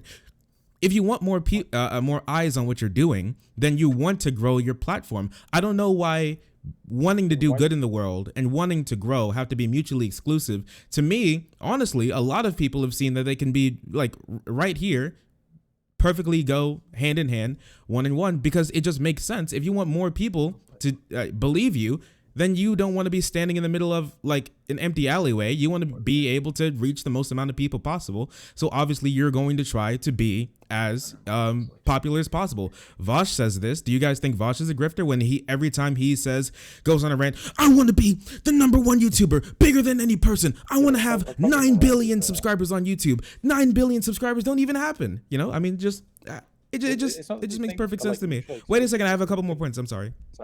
I'm so sorry. But we seem to be going around in a couple of circles. Merrick, I want to talk to you for 1 second, okay? Because I've been able to talk to some of these people when it comes to their definition of grifter. And somebody said, this one was you dancing. I'm pretty sure you compared systemic racism to grifting. And I got to tell you, buddy, you're incredibly racist and you hurt my feelings. You hurt my feelings, okay? You're so racist right now. I'm literally crying. I'm actually crying right now. And you're going to have to. That is exactly what you said. And I'm going to start crying. And it's your fault. I'm joking. I actually thought the comparison was a little, apt, but I want to call it actually something more like the emoluments clause, where you're exchanging something for something of value, right? And then they can interpret that as grifting. So if you're growing, right, and the value that you could get is like gaining more money or gaining more social capital, then that could move into the idea of grifting. If you understand that, I'm just tired of this going around in circles, always coming back to the grifting thing, and then people not understanding what each other mean because the definitions of grifting are so incredibly different. I mean, Denham's got that. She had to Google it in the middle of the discussion with Grau. But so I think Grau's definition of grifting completely tenuous. All right, I don't think it makes any sense. He can say it. All right, that's whatever. I guess I just don't think it makes any sense. I said it before. It hurts his own point when he does that, because now we're all talking about grifter and we all keep circling back to this word instead of talking about the merits of the arguments. But also, one last question for you, Merrick. Do you think that Zan has a lot of work to do when it comes to his understanding of some of these topics, and sometimes that he could probably, tone back some of the language, or at the very least, admit that before he opens his mouth that he probably doesn't know what he's talking about? And would you probably agree that some like streamer brain goes into that, where when, I don't know if you've experienced it, I haven't kept up with your streaming, I just follow you on Twitter, I think you're funny, for talking about things before you really are able to have a fleshed out opinion on it? What do you think about that? Because I think if we can agree there, then probably, because I like Zan. I don't hate Zan. Okay, I've been watching his content ever since he did his what is it, the How I Left the All Right Pipeline. I've been watching him ever since then. I think he's perfectly fine. All right, but I think he has a lot of growth to do there. I want to know what you think about that. You're muted. You're muted. Sorry, I forgot. So Zan now, I think, is someone who, Grau, was it you who used the word potential? Somebody used the word potential. I do think he has a lot of potential to be a good advocate for the left, but as of right now, I don't think he is. Okay, sure. So I think that you were right to use that word potential, because I do agree with you, Shark. I think that he has his heart in the right place, and I think he wants to do a lot of good, but I also think that he is a 21-year-old boy who has a little bit of hubris. And I also think that he has come up in a way where he has a community that, amplifies any and all good ideas he has, and maybe that's gone to his head a little bit. And I mean, I disagree with like the nicest of his community, but No, I mean, like, his community gasses him up about stuff. So then he gets more of an inflated ego than he necessarily would have otherwise. That's the point I'm trying to make. I think that, and that's where we see that like sort of confidence when he's talking about things Shut that the he fuck up, might Grandma. not necessarily actually know Grandma. about. I do, Might as well I do be agree 34. that You heard her. there are definitely times when I've seen him speak where I think that he could maybe have a little bit more humility and maybe just say that he doesn't necessarily know. The thing is people have been saying this for like months, though. This isn't new information. These aren't new criticisms, Merrick. Like, I would be more charitable to him if this was like maybe his second or third offense, but he has 50,000 subs and we're still having these conversations. Like, I don't feel bad. Like, there's a time where it's like, okay, we've talked about this. like I'm pretty generous to people. Like I actually give a lot of people the benefit of the doubt. For example, I gave you the benefit of the doubt, and I still kind of do to some extent, because I do think everyone has room to grow. But like Xander does not have the excuse to call himself green anymore. Like there are people that have started like 6 months after Xander had a pretty decent following that have whole like Discord sections dedicated to research, dedicated to information and all these things. Like if Xander has those things, I'm not in his Discord, so I don't know. But the point is like he doesn't have any excuses to not be as consistent Literate. as other people in his field, right? Like RGR does tons of research. Lumiru does they do tons of research. So what I'm saying is just like, and if they don't know something, they will flat out say, hey, like we don't know anything about this, or I don't feel comfortable speaking about this. I'm gonna go get an expert or someone that is. Like if Lumi wants to talk about race, they'll or trans issues that pertain to like my particular existence, they will actually ask me to come on stream and we talk about it. I've never seen Xander really do that much. I'm like I said, I'm not trying to say like we can talk about his age and talk about how he's like still learning, but there are other Son, people that I think we have a very similar take on it. Way more Better work. Like, and he doesn't have excuses to not be doing this work. Like I just like this is the thing that's confusing. It's like, why do you want to reach more people when you still are getting criticized for the same basic things and you're not like vastly improving? So like that's the only time where I'm just kind of like it just makes me feel a little sus. That's it. I feel what you're saying about you know, and especially in terms of like improving your actual quality before you work on getting more of a you know, especially you know if you're trying to advocate for something that's important. I do want people to know because like I mean that I know a little bit about Xander's history, kind of what he's been through. Xanderhal had, if people don't know this, abusive parents that basically kind of like locked him inside the house, wouldn't let him leave, controlled his like access to the outside world. And like when he started making money off of YouTube, they would threaten him and say like, listen, if you ever leave, if you ever break our rules, we're going to dump water into your computer and your whole little internet thing is going to be over. So he was controlled. He kind of got out of that with his with Lonnie, you know, and was able to move away and kind of get away from that. But let's be real, Xander has not had the chance that, like, Mel, I'm assuming you've been to college and stuff like that. Like Xander legit like has not had the chance to do any of that. So some of this listen, Thought Slime's videos are okay. Logic, Thought Slime Xander Twitter hasn't had a absolutely chance trash exactly tier, to F tier form. actually. The reason that you want to know what my maybe even my Z highest tier. grade? Irene, do you want to Irene? Do you want Irene? Do you want to know my no? But can I finish first? Because I got a really cool story and I got to tell the end of the story. I don't really like my I don't like you accusing my I don't like you accusing my education. At the end of the story would be like the best time to talk. Yeah, so like the thing about like, you know, he's oh my god, I fucking forgot what I was gonna say. God damn it, Mel. No, I'm kind of insulted that you assume that I went to college, dude. My highest education is a fucking high school diploma. So cool, dude. Okay, I'm wrong. You're But did you kind have a of- fucking fucked up mom that like kept you in the fucking house whose name happens to be Irene and just like fucking made your life a living hell? I mean, like, I don't know, like it's just like there's some shit that people don't really get about Xanderhal. And as far as like his being a little bit, you know, yeah, he's fucking like very trigger happy when it comes to like people shitting on the internet. But A lot of okay, that Cool, Irene. I had an that have abusive doxed him, and it childhood all gets too. mixed together, and he doesn't know who's attacking it. Is it a Nazi? Is it a leftist? Like, what's the fuck is going on? I mean, like, But there's a lot here's of the people, problem, there's a though. lot of shit that people are not taking into account. Irene, Okay. I had an abusive childhood too.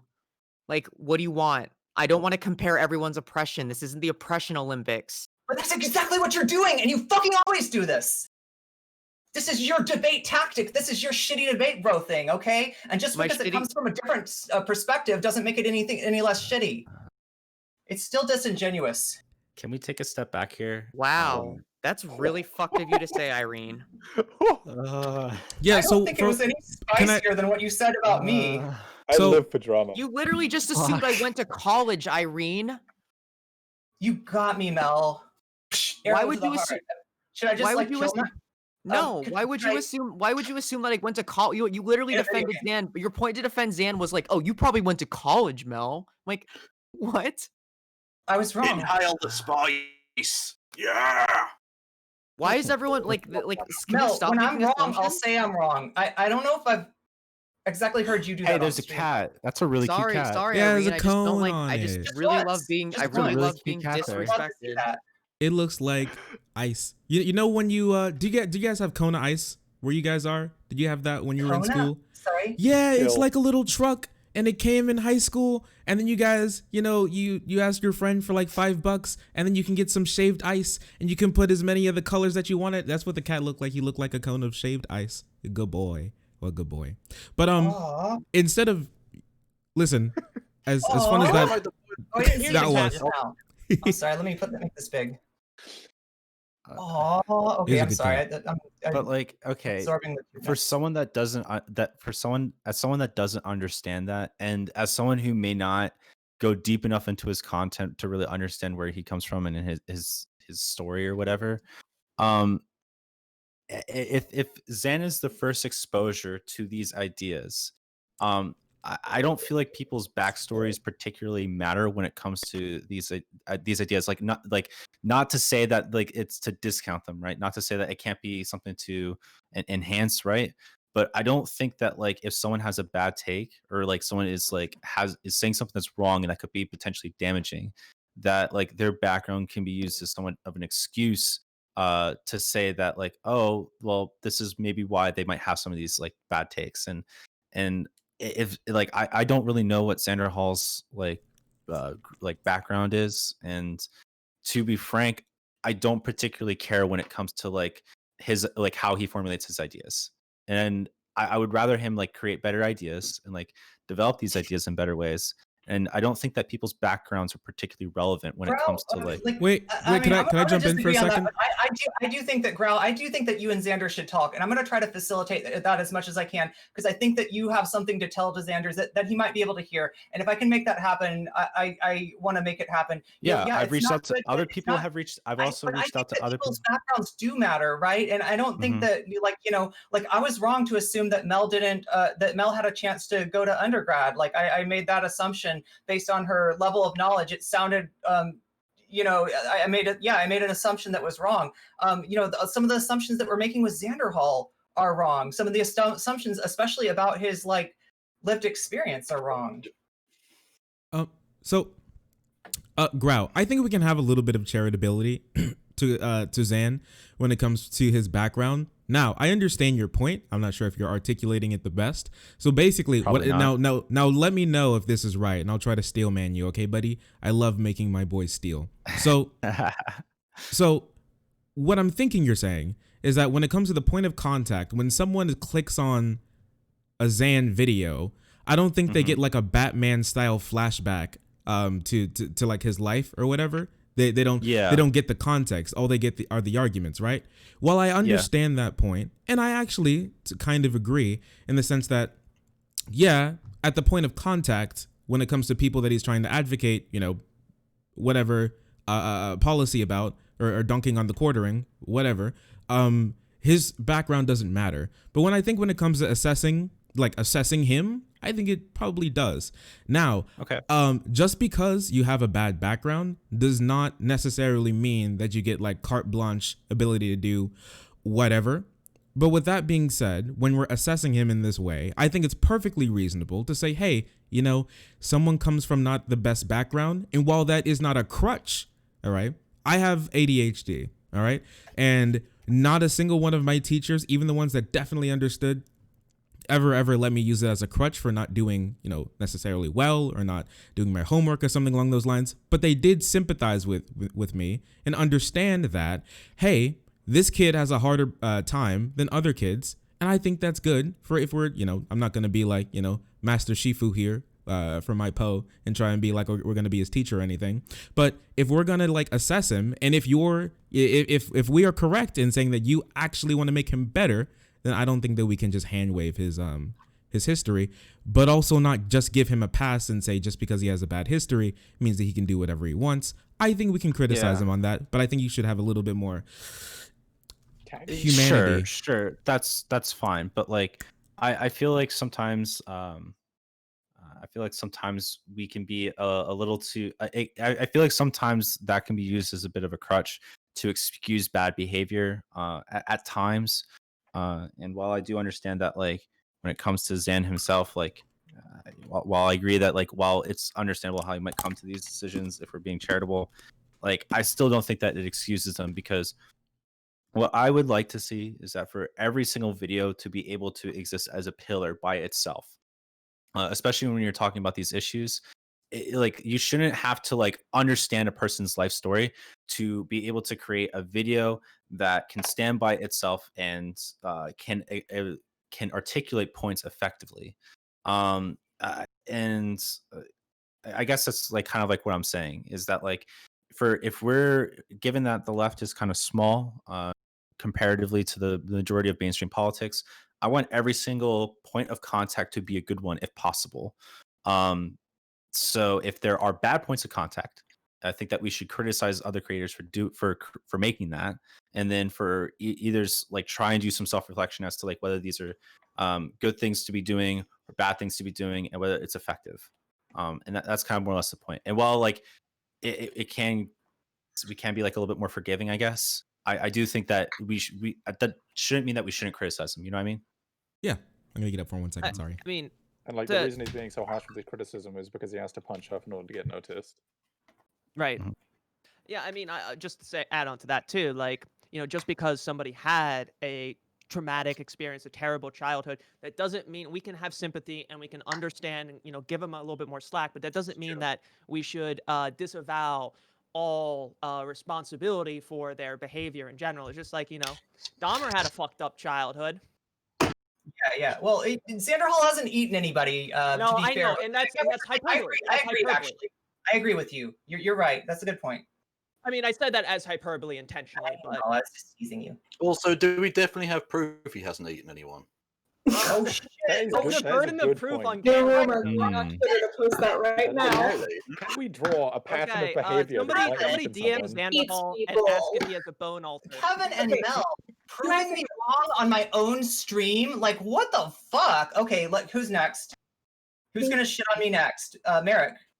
No, look, I do want to say, Carl, that I understand where you're coming from in terms of that you think that there are valid criticisms that can be made of Zan, and I don't want this to come across like I don't think that there's nothing to criticize him for, or that I think it's wrong to criticize him. And I do think that I was maybe a little hangry at the beginning of this, and maybe a little bit defensive. But I've been through some extremely unpleasant things with this community, so I think that was maybe why I was a little bit defensive. Sure. But I do also think that it's up to us to foster the sort of attitudes that we want to see in our communities, right? So I think that if you want people to be kind and not sensationalist, and to know what they're talking about, and to be rational and on the up and up with things, you have to set that example. So what I would want to see from you is, like, you can even do clickbaity titles. You could do the problem with Xanderhal. Like, there are things that you can say without being like, Xanderhal's a fucking grifter, because it does come into this problem of like, okay, well, what is a grifter? Because Spoons here is like, well, it doesn't even always have to be a bad thing, and I think that that's a reasonable interpretation. But there's other people that when you say so-and-so's a grifter, they go, oh, that person doesn't mean anything they say. They're a dishonest person. They're a liar. They're a manipulator. They're just in this for personal gain. You know what I mean? So you kind of like open up the floodgates when you're not necessarily, I think, kind and responsible with your language, especially when you're directing it at someone who is already kind of open season for a bunch of people to just shit on all the time.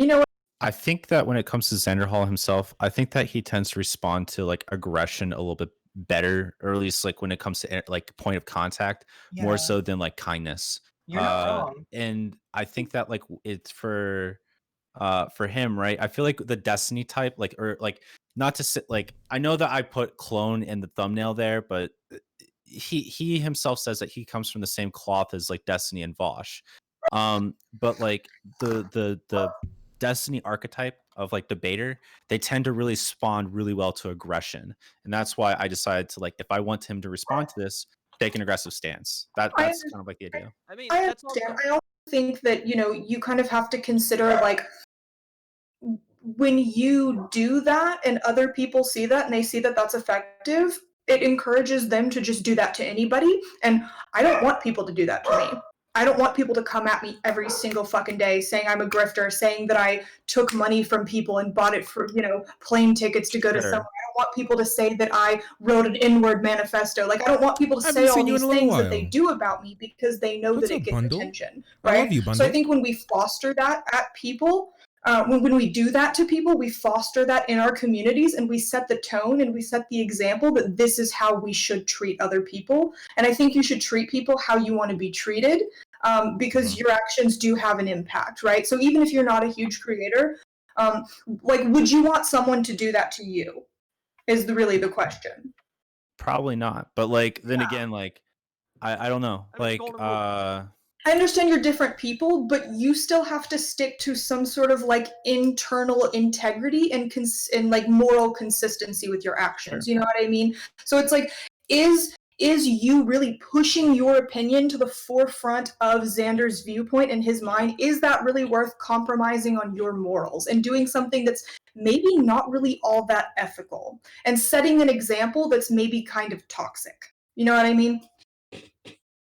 I mean, toxicity is a huge part of online. Like, that's very hard to extradite that. It's just internet culture has emerged from that. From Right, so don't be a part of it. Something awful. No. Yeah, and But I'm then saying you don't be a gotta, part of it. You gotta take into account social Perpetuate it. standing.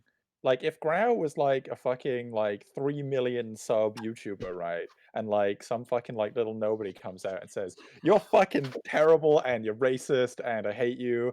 Like, you gotta think about that like as a blip on Grau's radar. Like, yeah, no, I guess it's like mean, but like in terms of its actual effect and outcome, like it's nothing. Well,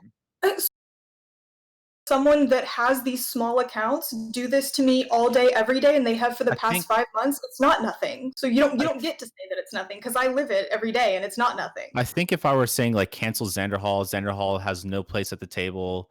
Like But I don't want him to see him or his face ever again.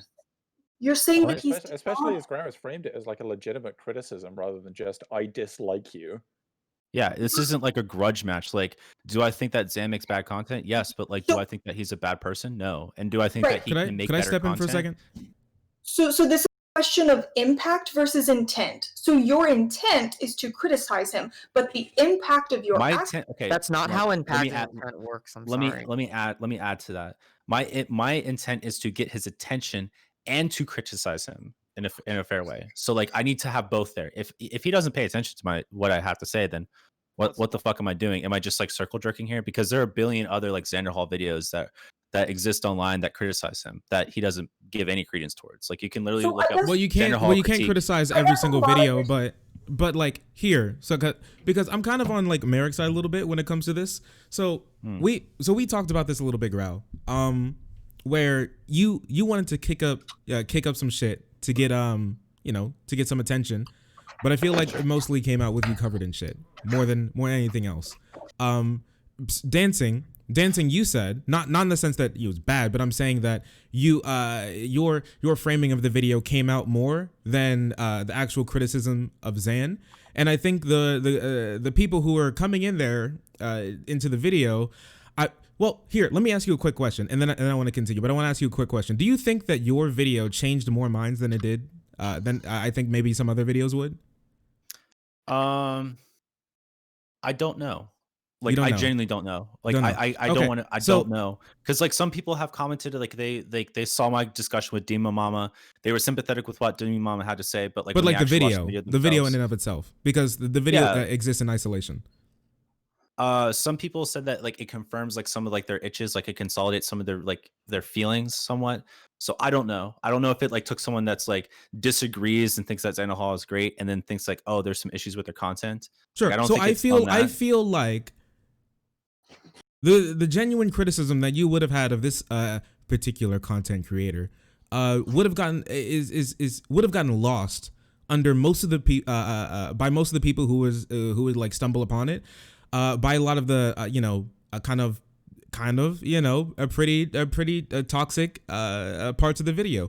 Now, I don't disagree that a video should never have any like toxic bits to it, in the sense that if it's used correctly and sparingly, it can help keep some people's attention.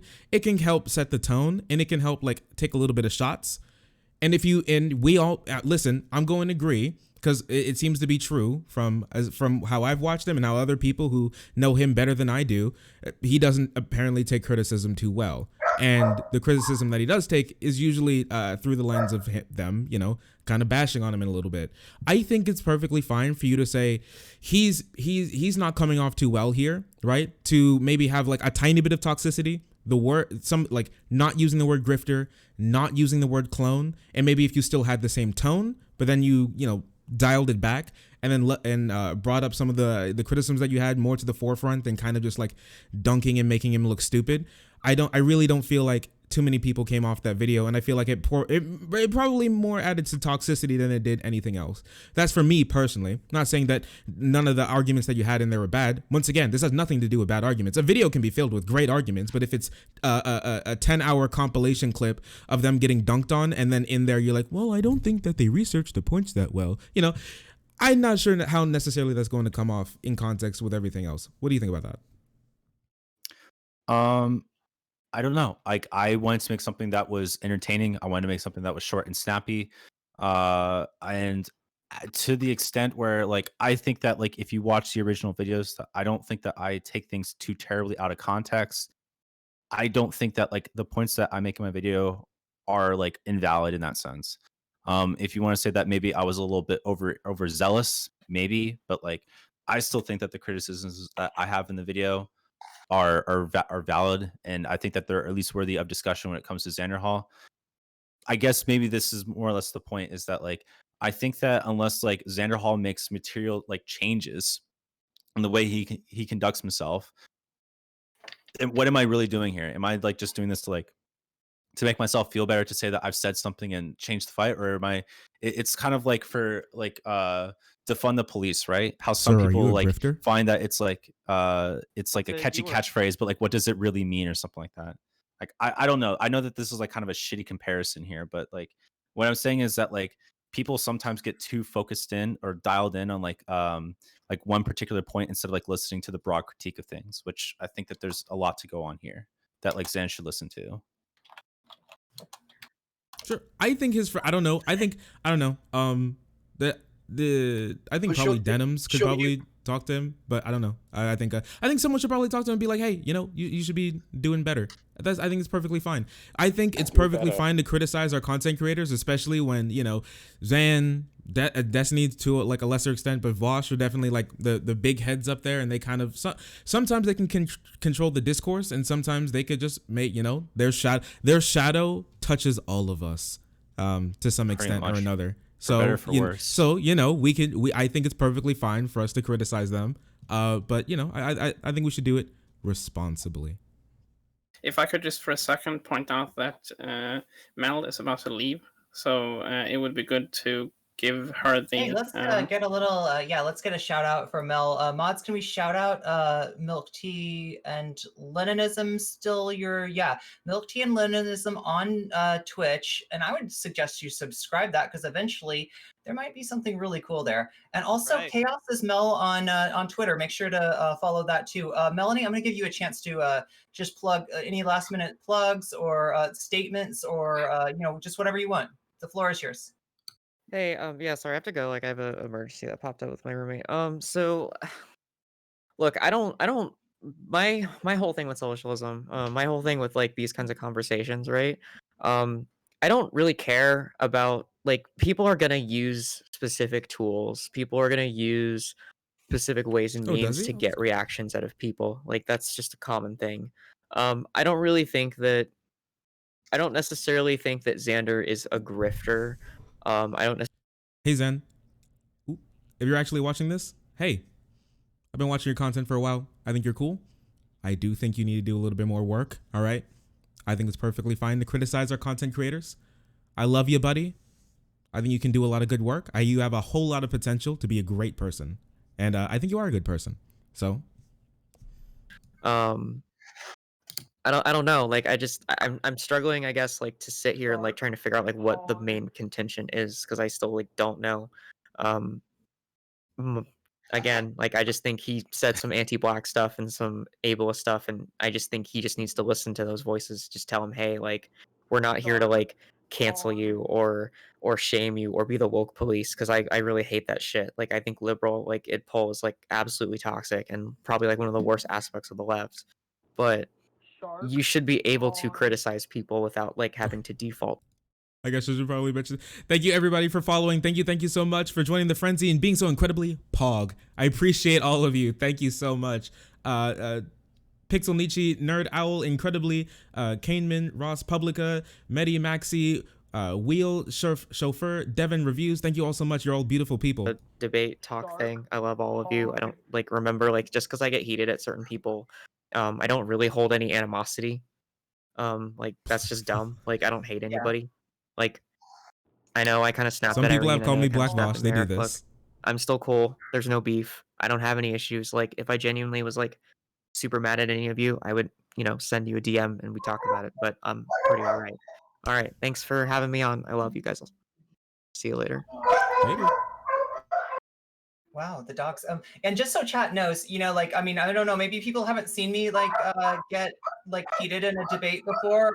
It's like water off a duck's back. Like I have a big reaction, but it's not a long lasting reaction. It's not something that like biases me towards the person in the future. But yeah, definitely what Mel said, a little bit of self-crit goes a long way, and that goes for a lot of people. There's a lot of people that could use some more, you know, self-crit. So yeah, we're looking for more of that in the future. This is a great place to do it too. You know, this is a great place to be like, I was wrong, and I see that. And yeah, to the extent that I was wrong and I made bad assumptions about Mel, I am definitely sorry.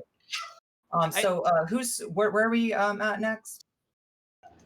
No idea. I was just Did gonna I say something disrupt about the flow? self-credit. I'm sorry. Where do we want to reset or something, or like is there a topic that we haven't really touched on that we want to pivot to now? Anybody got I really want to like I don't know, like on that video, like I've been trying to guide the conversation closer to this direction because I talked to feel me. like sorry, famous, I'm sorry. No, just saying. I was agreeing with you. We haven't discussed the meat. We've only discussed the grifter thing and Ouroboros. Yeah, the title of the video. Yeah.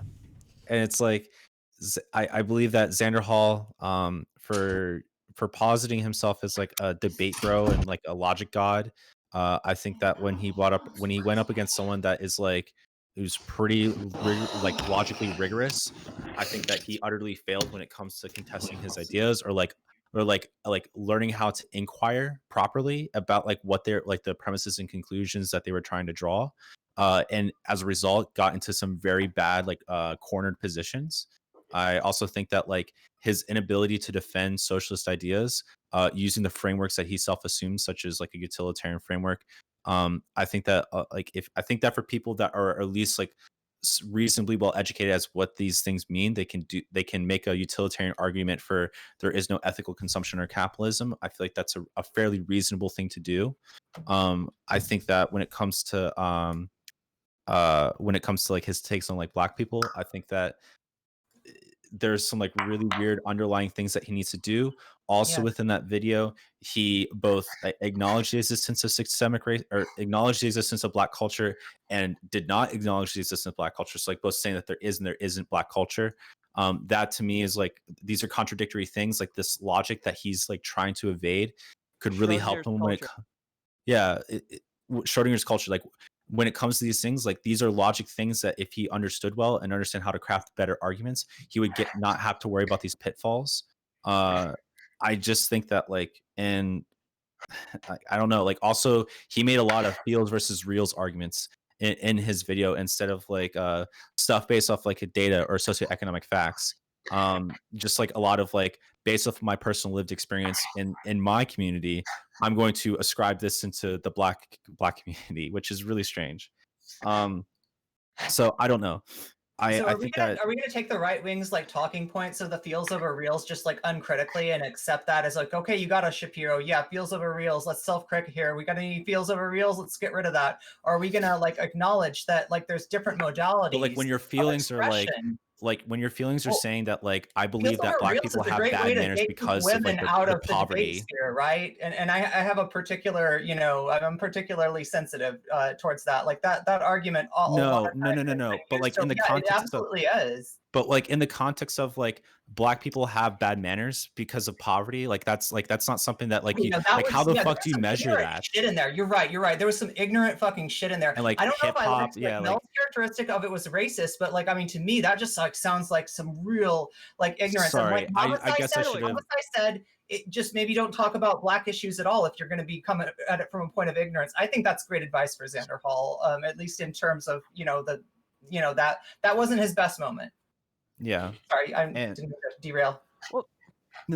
no, it's fine. And like I wasn't trying to say like you should never make feels arguments. That wasn't what I was trying to say. I was just Okay. saying that like for the logic debate bro archetype, it's just like I feel like logic debate bros are kind of like you never use feelings. You always use like these like facts and statistics types arguments, you know? Like Can't confirm. I don't know. I was trying to play into that a This is little bit, true. I guess. Yeah, but yeah, no, I feel whatever. that. I feel that. That's a real modality for sure. Yeah.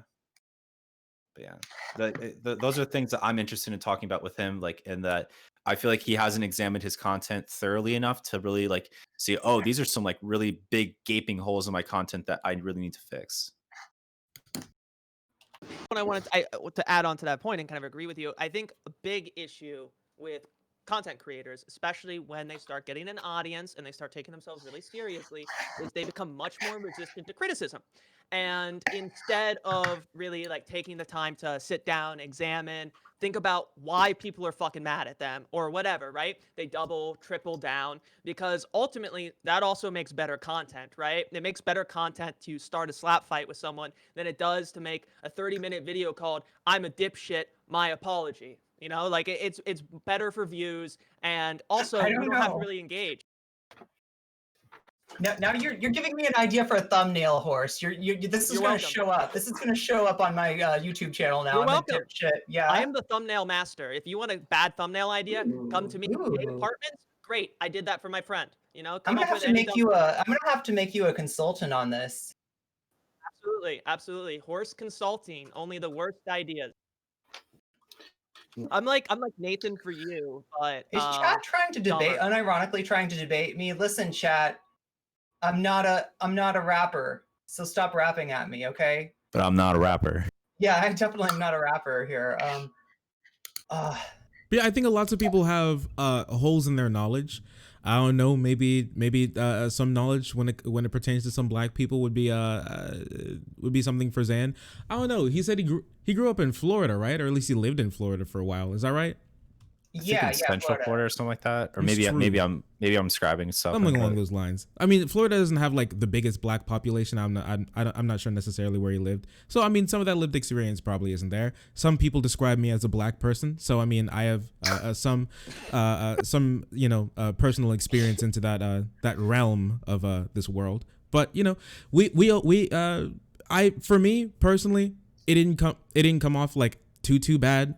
I've been pondering talking about some more like specifically black issues for a little while now. And it is sometimes it is a little hard to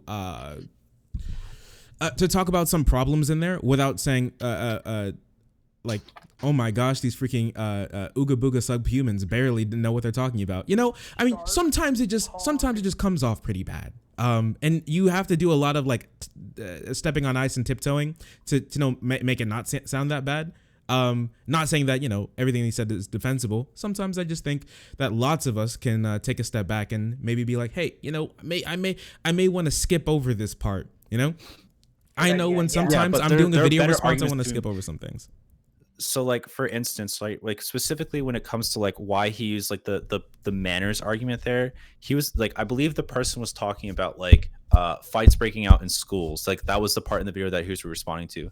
So if Zan wanted to respond to that in a better way, that I feel he could have made the argument that like, well, these schools between like local, state, and federal funding being under like these schools being underfunded, and that teachers in these areas may not necessarily have the same access to education. They have a worse quality of education as a result. Like that, they have less resources to deal with like the external issues outside the home, so like food insecurity, like the lack of extracurricular curricular activities to like burn off steam and stuff. I grew up on lots of military bases, so we had a lot of that. So I know kids definitely who I knew who didn't have that, and you know, family members as well, and it shows sometimes. You know, lots of kids are kids of their environments, and when kids grow up in bad environments, that sometimes that happens. To like single out black people probably doesn't sound the best. The thing is, I knew where he was going for, so I personally wasn't as harmed from of it. Like I said, it's like when Voss dropped the tactical N-word incoming. You know, get Mr. Obama, get down. You know, tactical N-word. Yeah, you know, I was in the stream when that happened. Personally, I wasn't hurt by it because I knew what he was going for. I don't think anyone should say the N-word though, and he said sorry and he moved on. Said sorry and didn't do it again. I remember when he said sorry, and I haven't heard him do it since. So for me personally, there's nothing left for me to criticize him there on it. You know, he seems to be doing better, and you know, Zan, he's still working. You know, I still think he has a lot of room to improve. I don't hate him. I think he can do a lot of great in this world. So, sure. It's just that like I don't know. Like that's the thing. It's like I do think that he could do a lot of good too. Like I generally understand where he was going for too. I just think that like the arguments that he was choosing to use were like the weakest form of arguments possible. There are way better arguments that he could have been using when it comes to like poverty-based education. Me and my wife works at a Title I district, and like 90% of kids there like are on school lunches, right? Like it's really bad. And also like the level of education amongst teachers there, you have people teaching mathematics that like don't even have a degree in mathematics and that are learning the stuff on the spot. So like the stuff that happens in these like in poor areas such as like where I'm at in Louisiana, it's really bad, and there's a lot of issues that can be addressed here that like, you know, that could be tied into like what it means to be what it means to be in the education system when you're poor. And I just think that he either hasn't taken the time to learn the arguments, or you know, he's just kind of flying off the seat of his pants here, and I think that he's doing these arguments a disservice. Yeah, I mean, if it's just that he should learn more, is there anything else to really talk about there? I mean, I think we all agree that he probably has some room to learn more. I mean, no argument here. No argument here. The unwillingness. Yeah, it's just sometimes he can feel like really unwilling to learn, like the ableism like from before. Like even though like he did stop using the R-slur for a while, he was looking for like reasons to like use the R-slur again, and then it's just like Xanderhal, how much have we really learned here? It just sometimes it can feel like, okay, I understand that like a bit of grace is due for everybody, but like there are times where like it can feel like Xanderhal is like not really willing to learn. And also like when it comes to in particular Mel is incredibly well educated on theory. As much as you might disagree with her, I think that like a lot of people could stand to listen to people like Mel who have like a good background when it comes to like more the theory side of things. I know that I certainly need to brush up on my theory more. And especially if you're interested in like advocating for socialist arguments, calling people tankies simply because they delve into issues that you may not feel comfortable with, and you just rather not listen to them. I think that's kind of like, it's kind of weird, you know, like your willingness to slander people, like call them tankies and nosballs, simply because you're not interested in listening to them. You know, right? And I think that like, sorry, and I think that behavior is something that's a little too common amongst the left. Yeah. I want to kind of agree with you on that, where it's like I saw that with Zan, where, you know, Mel was trying to initially engage in good faith, and his response, like she was saying, is just be like, quote tweet dumb fuck tanky, right? And I see so much of that animosity interleft, and it cuts both ways, right? MLs do that against anarchists too. There's a lot of intersectarian animosity the left, which is very counterproductive.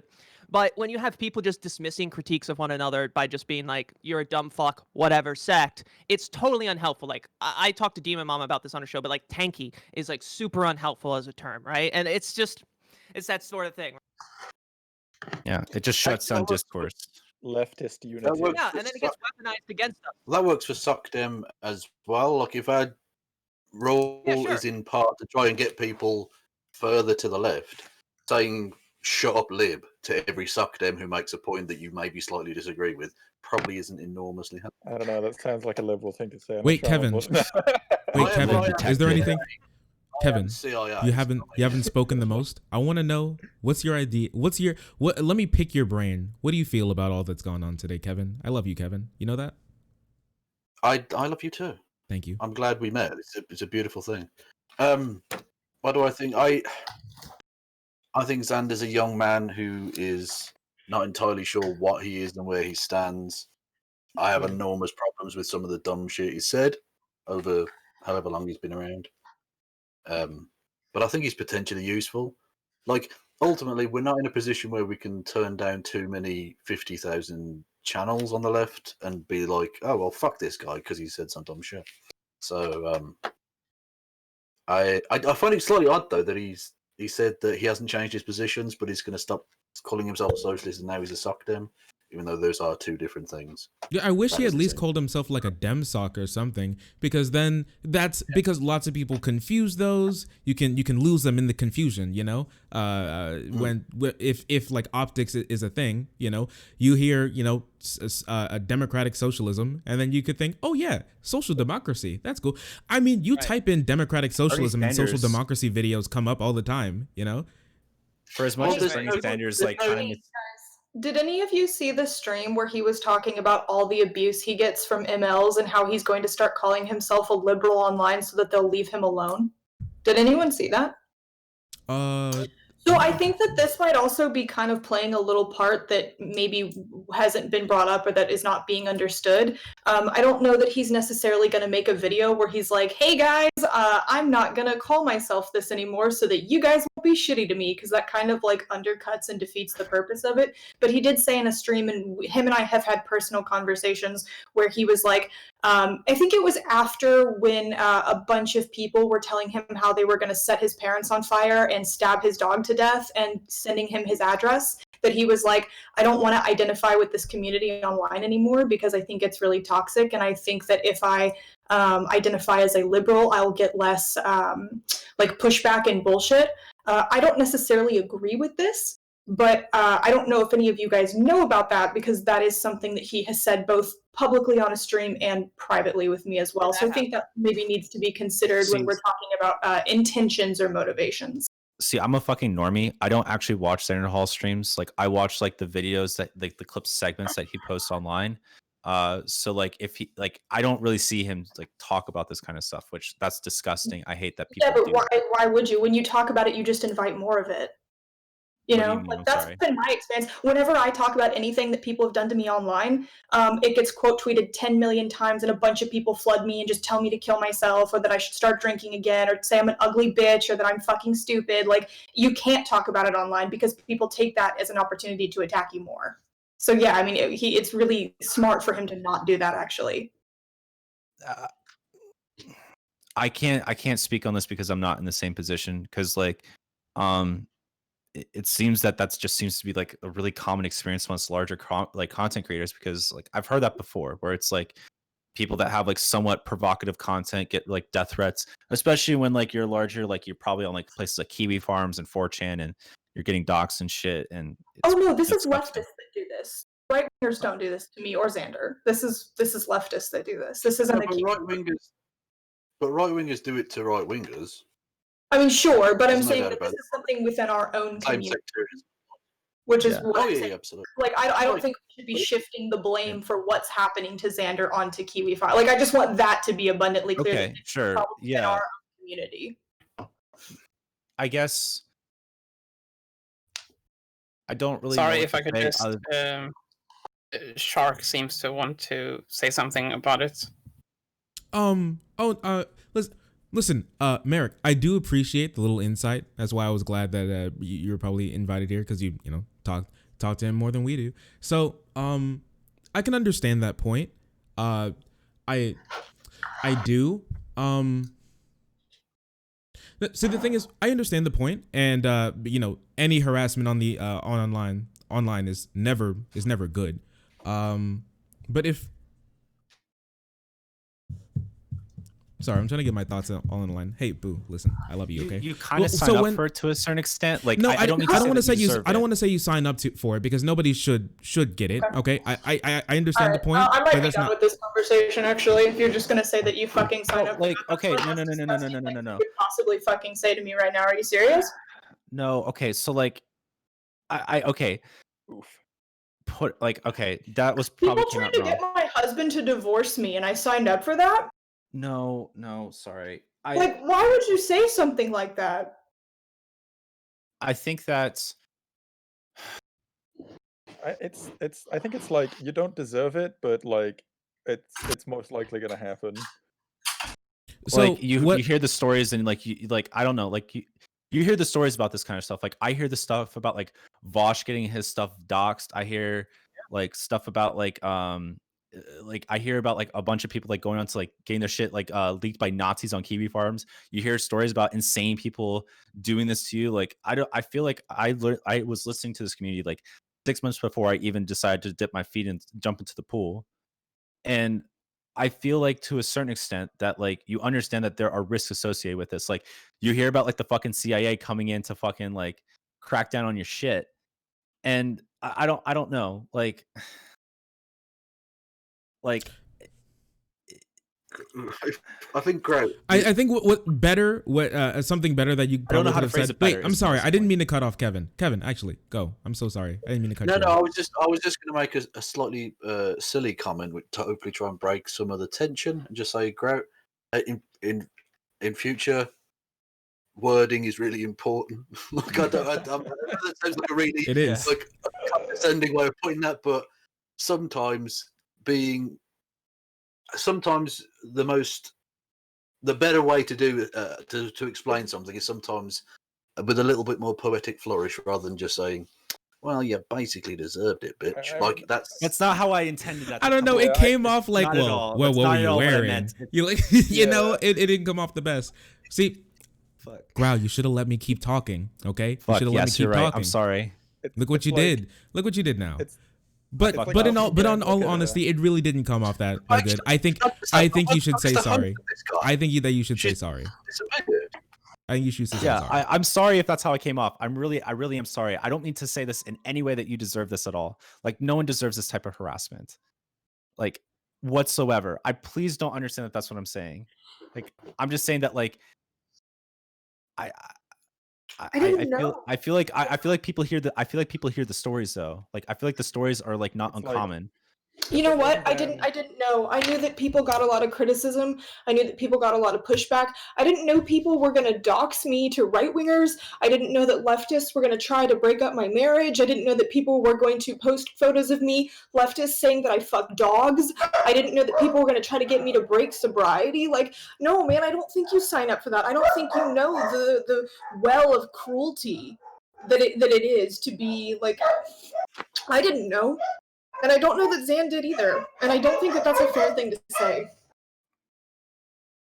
That was an unfortunately timed dog bark as well, by the way. True. That was so what I was trying to get to is that I think it's fair that we should we should weigh that in as well. That was not something that and it seems like nobody else here was especially privy to. We know that lots of content creators get lots of death threats and stuff. I'm not sure how bad it was for Xan. I'm not Xan personally. I have no clue. Threats. Like it goes much like doxing and trying to attack friends and family. Yeah. We know that some things happen, but we don't know to the extent because we're not him, right? I did not know that, so I'm glad that was brought to my attention. We can weigh that. I think I've got one of the best ones. I was swatted on Christmas Day. Wow, jeez, on Christmas? Did you On die? Christmas, I was really drunk as well, and I nearly because we don't have guns here in Britain, so I like sleep with a fucking big knife under my bed. And I was like, I didn't know there was the police at first, so I went to drunkenly grab the knife. Like I would have been dead. They'd have shot me straight dead, obviously. Yeah, but luckily I heard police, and then I had to find a fucking carpenter on Boxing Day to fix me a new front door. Oh, they just bust the door down. There's Wow. so much about you that's Oh really yeah, interesting. some fucking prick, I don't know who, from one of these fucking Kiwi farm cons, was going on about that I'd been kidnapped or something, and like the police turned up with like fucking crazy ass guns and shit. I love Did it you when die? Kevin talks. Did I die? Yeah, Yeah, I did you did die? die. I was speaking to Actually, an it goes. apparition. Fuck.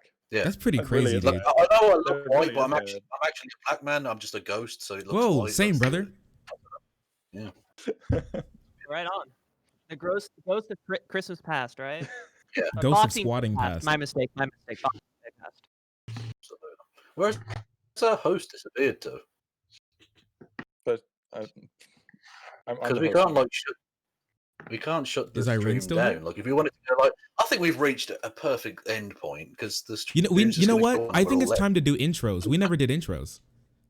I did Like an intro, introductions. and then we fucking ignored it for like 45 minutes, and eventually got back round to my fucking intro.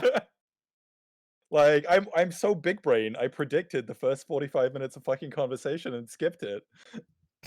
Powerful. Is there anything else anybody else wants to go over?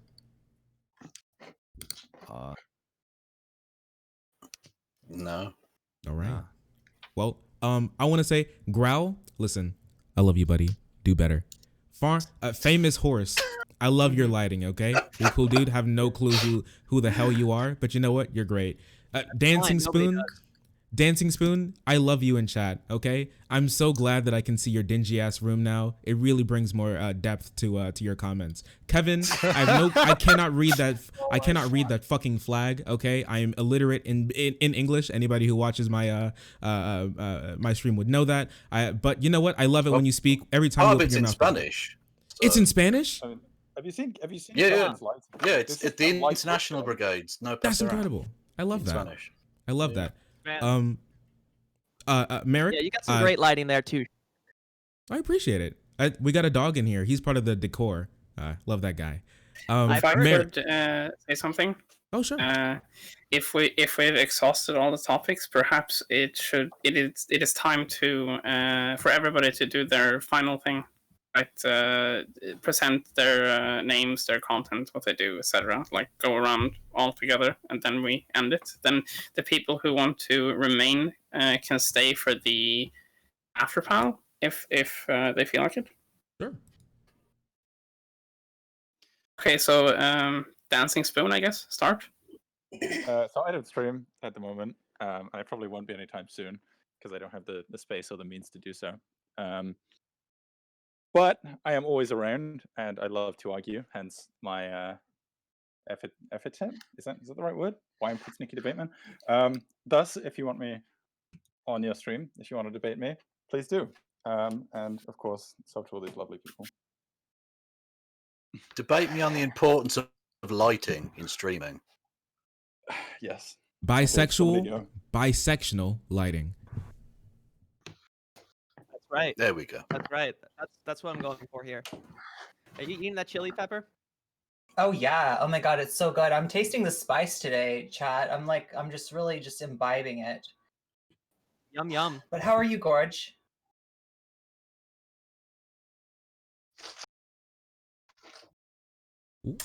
Yeah, anyway, I think somebody was giving I don't know if Horse is talking to maybe Horse is talking to Horse's stream.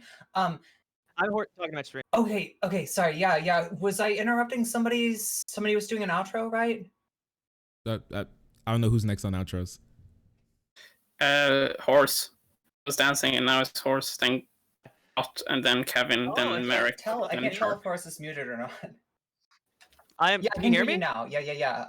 Yeah, okay. I was talking to chat. Okay, I figured. What's up, everybody? Yeah, I'm Famous Horse. I've been unfairly banned from Twitter, so you can find my new @ which is a gimmick account until I change it again. Cringe's Politic, making fun of the cringe politic for being cringe. I am you. ML. I mostly do interviews. Yeah, Oh, that's me. That's okay. me.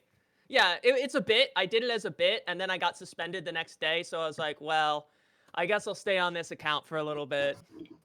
All right. I still don't know why I've been suspended. Hashtag free famous horse. But yeah, I mostly do interviews and analysis and stuff like that. I've had a lot of good guests on, like Carl Zaw last week. I think that's what got me suspended from Twitter, actually. Carl Zaw, Vincent Bevins, Ellie Valley, Flores, stuff like that. I mostly do interviews and stuff like that and panels. So you can find me at twitch.tv famous horse. I have a wonderful cat named Jade who is wearing a cone that you may see for channel points. And yeah, that's about it. I'm famous horse. See ya, motherfuckers. Bye. I'm Mark, here to tell you. So who's next? And I should probably squish the it's like the screen was pushing people out, so I have to squish the screen back down again. What is So we're gonna next? go with Shark next, because I couldn't tell who is actually next. Okay. Well, hello. My name is Shark300. You spell that the word shark, the number 3, the letter O, and the word 0. Shark300. I do segment style streams, kind of like if you think of Shazam, something along those lines. I love to do gaming. I love to talk about politics. I like to consider myself a intersectional men's rights focusing feminist. We have great memes over here. We're on episode 187 of Just the Meme Stream. We do lots of great stuff. I like to do stream content, and also we're doing a lot of edited long form content soon coming up. Coming up in the next week, I think I'm doing a video on the philosopher. You know, if you haven't seen her, she's like an ANCAP Asian woman who has a libertarian husband, and they you know get into a lot of really fun stuff, and you want to stick around for it. I love talking to everybody here. I'm glad that I could have been invited. Irene, thank you so much for inviting me. It's been wonderful to get to know you after seeing you through as just a screen person, and I'm so happy that I could meet all of you and discuss today's drama discourse. Thank you so much for having me. Yeah, thanks for being here. I got a chance to check out some of your stuff, Shark, and I gotta say I really like it. I really like what you're doing over there on YouTube. Everybody follows Shark on YouTube, Shark on Twitch, and you've got concept unification, right? So it's the same. If you copy paste Shark's name from one, it'll be the same on the other. Yep, so same it's on easy everything. to find. Same on everything. You won't get it mixed up with any other terms, right? So it's actually a good. I've got some other friends who. Their branding is such that like when you type in their name, you can't even find their account because there's so many things that are coming up. But yours is definitely good for finding you. So yeah, definitely check that out. Merrick. Hi. I'm Merrick Deville. That's going to be Merrick Deville, one word, on YouTube, Twitter, and Twitch. I have mostly do YouTube content. I do a lot of sex work focused content because I'm a sex worker. Mostly just short videos, but I am looking to get into more streaming. And yeah, that's probably it. I don't know.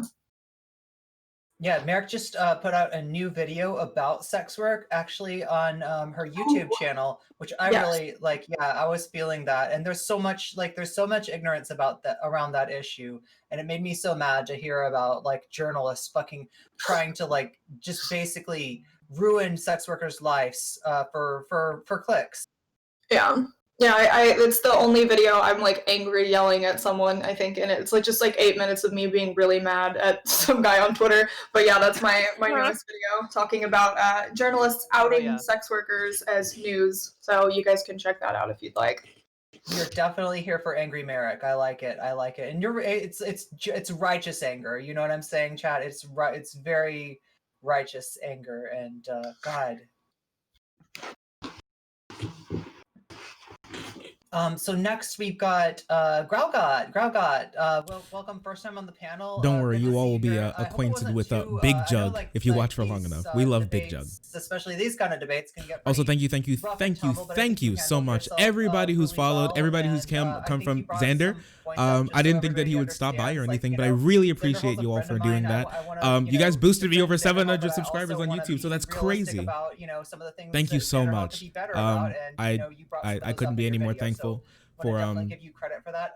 For all that you've given me so far, and I hope that we can have absolutely YouTube great and time together on the meme stream on Twitch. YouTube, where anywhere you can find me. I love you all. Thank you so plugs much. Or last minute things you want to get in, or Yeah, I guess I want to say that I appreciate y'all talking with me, even if you don't think that I did the best job with my video. I appreciate you at least wanting to talk with me about it.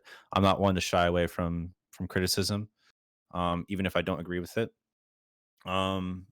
The thing is that I want people to make the best content possible, and I want as strong as left as possible.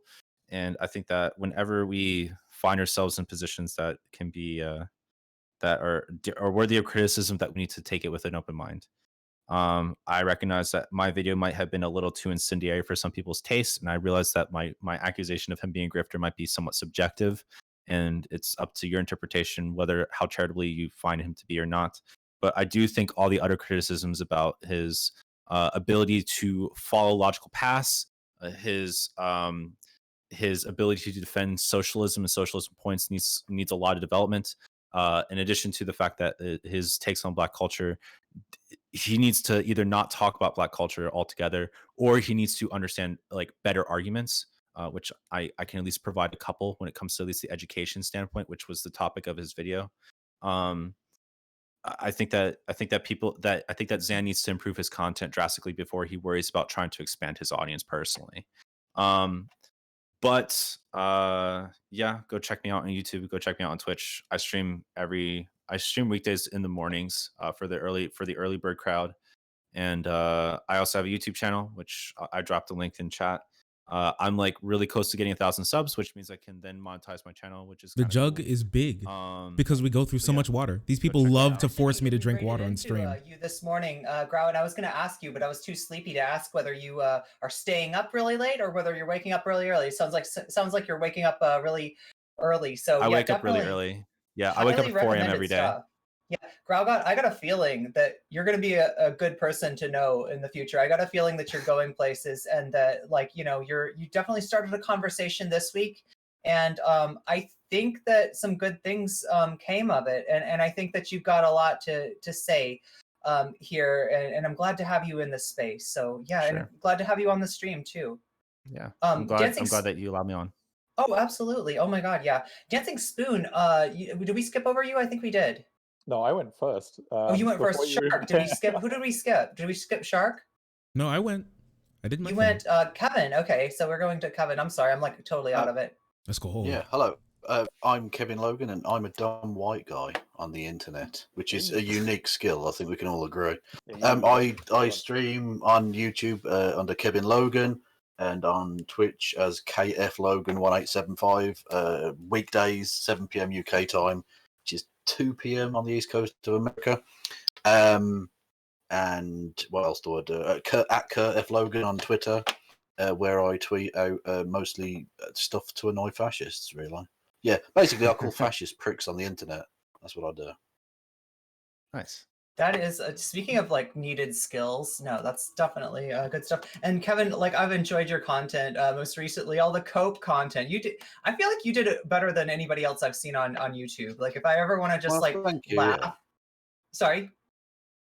I said thank you. Oh yeah.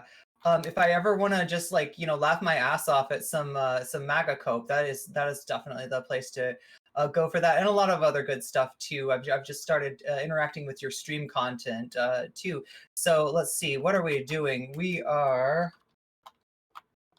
spelling things right today. I trust. I hope. Okay. So, I mean, I think that you all have been through a lot, and I'm going to send you over to my friend Lance. Lance is going to take good care of you. Lance is, what are we talking about today with Lance? It looks like something. Russell Brand. Wow. Okay, that sounds like some palate cleanser. So, yeah, tough stream. I feel like we got somewhere today. I feel like we got more places to go. Merrick, I don't want to, so there's discussions to maybe have a one-on-one with Merrick and GrauGott. I haven't really talked to either of you about that, but that's something that I would definitely be interested in hosting in the near future. And you can be on the lookout for that. And we're going to go ahead and raid into Lance. So fly, my pretties. Okay, so that is the stream audience leaving us. We've ostensibly still got the VOD audience on board until I hit in the VOD. So like we have a thing that we normally do where people, if they want to hang out afterwards and like kind of go in depth on something that we touched on earlier, or you know, start a whole new subject or open up a new can of worms, we do. I've got like, so Bird Brains eventually is going to be a pod, an actual podcast, in addition to being a VOD. And so like, but like, I don't know, I feel like I put people through a lot. So if people just want to dip today, I totally understand. I don't have a lot of energy left myself either. So I have been requested elsewhere, so I shall take my gracious leave. Thanks for having me. all right, well, thank Yeah. you for see you, being Thank you here. for being around. And Oh, hey, Merrick. I didn't get to say, but I love talking to you. It was great to have you on. Like I said about Irene, it is really interesting to see somebody on YouTube or whatever. I screen people, and now I get to interact with you. It's an amazing thing. I don't know if you'd be interested in it. I'm just gonna pitch it here. If you would like to talk about online harassment anytime, I'd love to like reach out and try and talk to more people. If you'd I know it's a sensitive subject, but if you'd be interested in talking about it. Let me. I don't normally get that worked up. I am sorry about that. I'm generally not that sensitive about it. Yeah, that's fine. Are you talking about like one-on-one, or are you talking about like on a project that you're working on? Probably like one-on-one now. I like to talk about online harassment. So probably on a project sometime too. But if you'd be interested in it, I'd love to talk to you about it sometime. Well, I followed you on Twitter, so you'll be able to DM me, and yeah, we can do that. Oh, let's go. Thank you so much for your time. Yeah. I'm going to dip out, everyone, because it's like gone midnight and I'm going the fuck to bed. oh, that's right. I forgot how Wait, late Kevin, it is where before you are. go. Yeah. Before you go, Yeah. everybody in my Kevin, stream my chat whole loves chat. you, and I love you too. Yes, okay? my chat loved you too. My chat well, wanted thank you very much. to ask you to play Quiplash with us, but you're going to bed, so never mind. I can do that another time if you want. If you're Yeah, sure. do it another time. I'll invite you go. on. You've got a lovely voice, so they want to see what well, you're going to say in Quiplash. You're both incorrect about that, but I thank you nonetheless. No, I'm not. I'm not. okay, cool. I'll hit me up on Twitter or something. We'll do that another time. All right, cool, man. Sure. Bye bye. You guys. Take care. Yeah, Merrick, it was good to chat with you again. I don't really follow you that closely, so I had no idea about any of the extreme harassment you've received. It was good to talk to you again as well. Yeah, well, take care, Merrick. All right. Later. Take care. Later, guys. Shark, nice meeting you. Nice meeting you, Nice Grau. meeting you too. Nice Take meeting care. you. Grau, dude, what else have you been up to recently? Other than talking about this subject over and over again. Wait, did this get the same I've been traction working on that the you video. thought? Do what? So you can answer that, and then I have another question for you. I've been making a video onto Pimp a Butterfly. Like that's like my favorite album all time. Recently I've been going through a bit of a depression, so it's a bit of a passion project for me to talk about like the themes of depression onto Pimp a Butterfly. Oh, that's really cool. Also, did this get the sort of traction that you think it would? Did you see yourself in the future being on a debate panel, kind of like defending your video? I mean, like I don't shy away from people critiquing me. So like Merrick, as much as like I might disagree with you, I'm sorry if what I said like came off as really shitty. I didn't mean to say that you deserve it in any way. You absolutely don't, and I apologize for being tactless. And I also respect you for telling me your opinion, even though I disagree with it. Like, you know, I wish no ill will towards you, you know, and I wish. That's a beautiful thing right there. Beautiful thing. Yeah, I'm sorry. I feel a little silly. But it's just sometimes you don't know how you're gonna react to something, and like sometimes someone will say something to you, it just kind of like punches you in the gut. I just stepped out because I didn't want to like say something that I regretted. Yeah, get too upset. Yeah. So I feel bad, but thank you. Clearly very emotional thing. So yeah.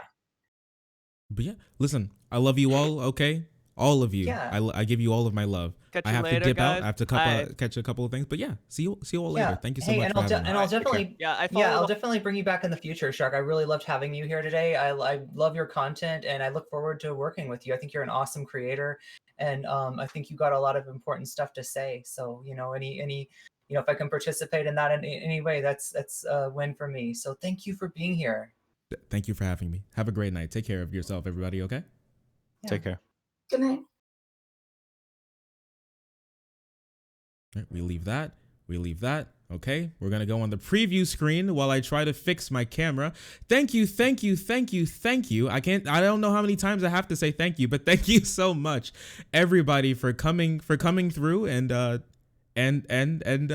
being so incredibly kind. I guess after so what happened? Can somebody fill me in? So people said that Xanderhal was watching the stream. Did that actually happen? That was crazy. We got a crazy boost off of that. That was wild. Quest is a beast. Strain Jatangs, I think that's how to pronounce your name. Tulips Jojo, is that a JoJo's reference? The Electric Ant, Rebecca, Soar, Will, Power. Thank you so much, all of you, for following and joining the frenzy and being so incredibly. Oh, my bad. I was gonna do the pog thing for being so incredibly pog. Thank you so much, all of you. Okay, so let me fix my camera, and then let's try to restart this. Okay, so let me put on some music, and okay, so that's it. 1K gang soon. Yeah, we're gonna join the 1K gang soon. The people on the panel were mostly dope. See, I was debating whether or not to bring up Tamel. She started off. Oh, Abby Shapiro. I thought about bringing. Wait, Rez. Wait a second. Look at it. This is a Reza Sutra call out post liking this picture of classically Abby. I see you, you freaking Coomer. I see you. All right. I see right through you like a pane glass window. Rez is everywhere. If there's a pretty woman on the internet, Rez is fucking there, dude. He is there. He is there. And you know what? I love it. I hope he never changes. I love that dude. I love him so much. It's not my fault. It wasn't me. Listen, it was on my timeline, so I just had to like it. I saw pretty Abby. Ooh, I just couldn't resist but click the like button when I see Abby. Ooh, okay, buddy. Okay, buddy. Do more, Cringe Lord? Okay. That's cute. But yeah, there's your little detox. It got a little heated there between Mel and Irene. And then it got heated between Grau and Merrick. But yeah, that was great. I'm glad we made such a good impression on Merrick that she thought it would be cool to follow us. That's amazing. That's great. I was not expecting a lot that happened in that panel. I'll tell you, tensions were flaring, tensions were high. That was a high octane, high stakes, high testosterone, high tension sort of thing that was going on there. Pretty wild. Mel's a fucking idiot. It was really interesting how Mel kept bringing. Well, at the beginning of the the panel, Mel said that she didn't want to. They go by she, right? Is that right? I don't want to be misgendering anybody. It was she, her, right? I'm pretty sure. I think so. But let me know if I am. You think she, they? Okay, so we can go by either. Perfectly fine. Sounds good to me. So I think she at the beginning of the panel, she brought up how she didn't want to talk about herself, and then she just proceeded to talk about herself more, which is interesting. I know that she was trying to use it as like as an allegory or whatever, or to like heighten her point, like, oh, this happened to me too. But then I don't know, I thought it was really interesting how she brought up how she didn't want to talk about it, and then Irene calls out Mel. Yeah, dude, that was some wild stuff. This is exactly what you do. I was like, oh my gosh, help me, dude, help me. You know what it was like? It was like, have you guys been sitting on the bus, okay, and you're on the and you're sitting with someone else, maybe some random person, or maybe you know them, and then they start yelling like across you, like or you know, you're sitting at a table and two people start yelling across you and you're just like, you know, just trying to just sinking as much as possible. That was me. Oh my gosh. Oh my goodness. Wait here. Can you bring this up? Together, and he doesn't know who's attacking. Is it a Nazi? Is it a leftist? Like, what's the fuck is going on? I mean, like, there's a lot of people. There's a lot of shit that people are not taking into account. It's mixed together, and he doesn't know who's attacking. Is it a Nazi? Is it a leftist? Like, what's the fuck is going on? I mean, like, there's a. Oh, is that how I looked on the panel? Oh, dude, I was just eating my candy cane, having a chill time. I was like, oh, this is a pretty chill discussion, eating my candy cane, and then this came up, and I was like, ooh, oh no. There's a lot of shit that people are not taking into account. Irene, I had an abusive childhood too. Like, what do you want? I don't want to compare no. everyone's oppression. This isn't the oppression Olympics. But that's exactly what you're doing, and you fucking always do this. This is your debate tactic. This is your shitty debate bro thing, okay? And just because it comes from a different perspective doesn't make it any less shitty. It's still disingenuous. Can we take a step back here? Wow, that's really fucked of you to say, Irene. Oh my goodness. Oh my gosh. That's what I'm talking about. High stakes, high octane, okay? You only get that sort of content on the Shark 300 Twitch channel, and I guess the people who also participated in the debate. Please go back. No, I'm not going back in. I can't go back in. I can't do it. I can't go back in. Shark was the kid in class that just sits there and says nothing. Chance, is this true? Was I that kid in the class who just kind of sits there and says nothing? I didn't see myself in class. The other guys saw me more than I saw myself.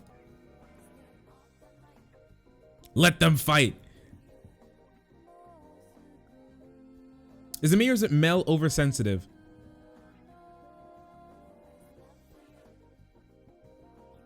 When faced with a lot of this, right? If you've been into it a lot, Mel has obviously faced a lot of abuse. I'm not gonna try online, all right? And abuse and harassment online is something that it doesn't go over well. Cyberbullying is real. Harassment online is painful.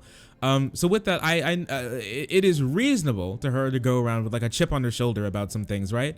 So obviously, when it's brought up, she may not have even known that she was bringing it back to herself so much, all right? So maybe looking back on it when she's in a different mind state or something, or as a viewer, you see it. But when you're there, usually like in your own mind, you don't see it, and it just kind of comes out when you start talking. Because I mean, you know, it's something that's personal to her. And when you start talking about some of these things, you want to bring it to your own thing. So was she probably pretty sensitive? Yeah.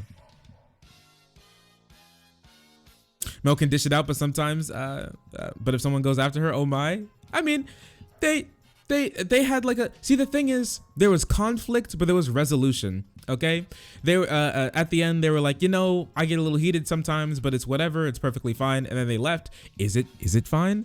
I'm not sure if that was her version of the you know, I'm okay, you know, type thing. I'm not sure, but you know, let me know. I think a ton of smaller content creators are sensitive. I think online harassment is really bad, and people get on the defensive very quickly.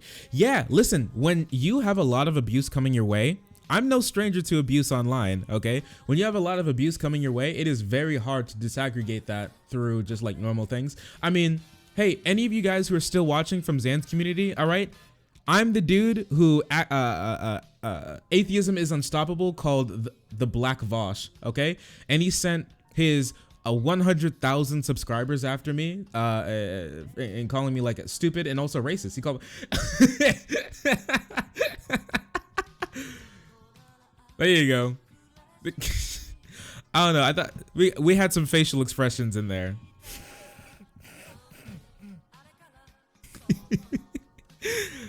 Oh, dude, this is great. Okay, this was. Yeah, I think we had a good time. Did we have a good time? I think we had a good time.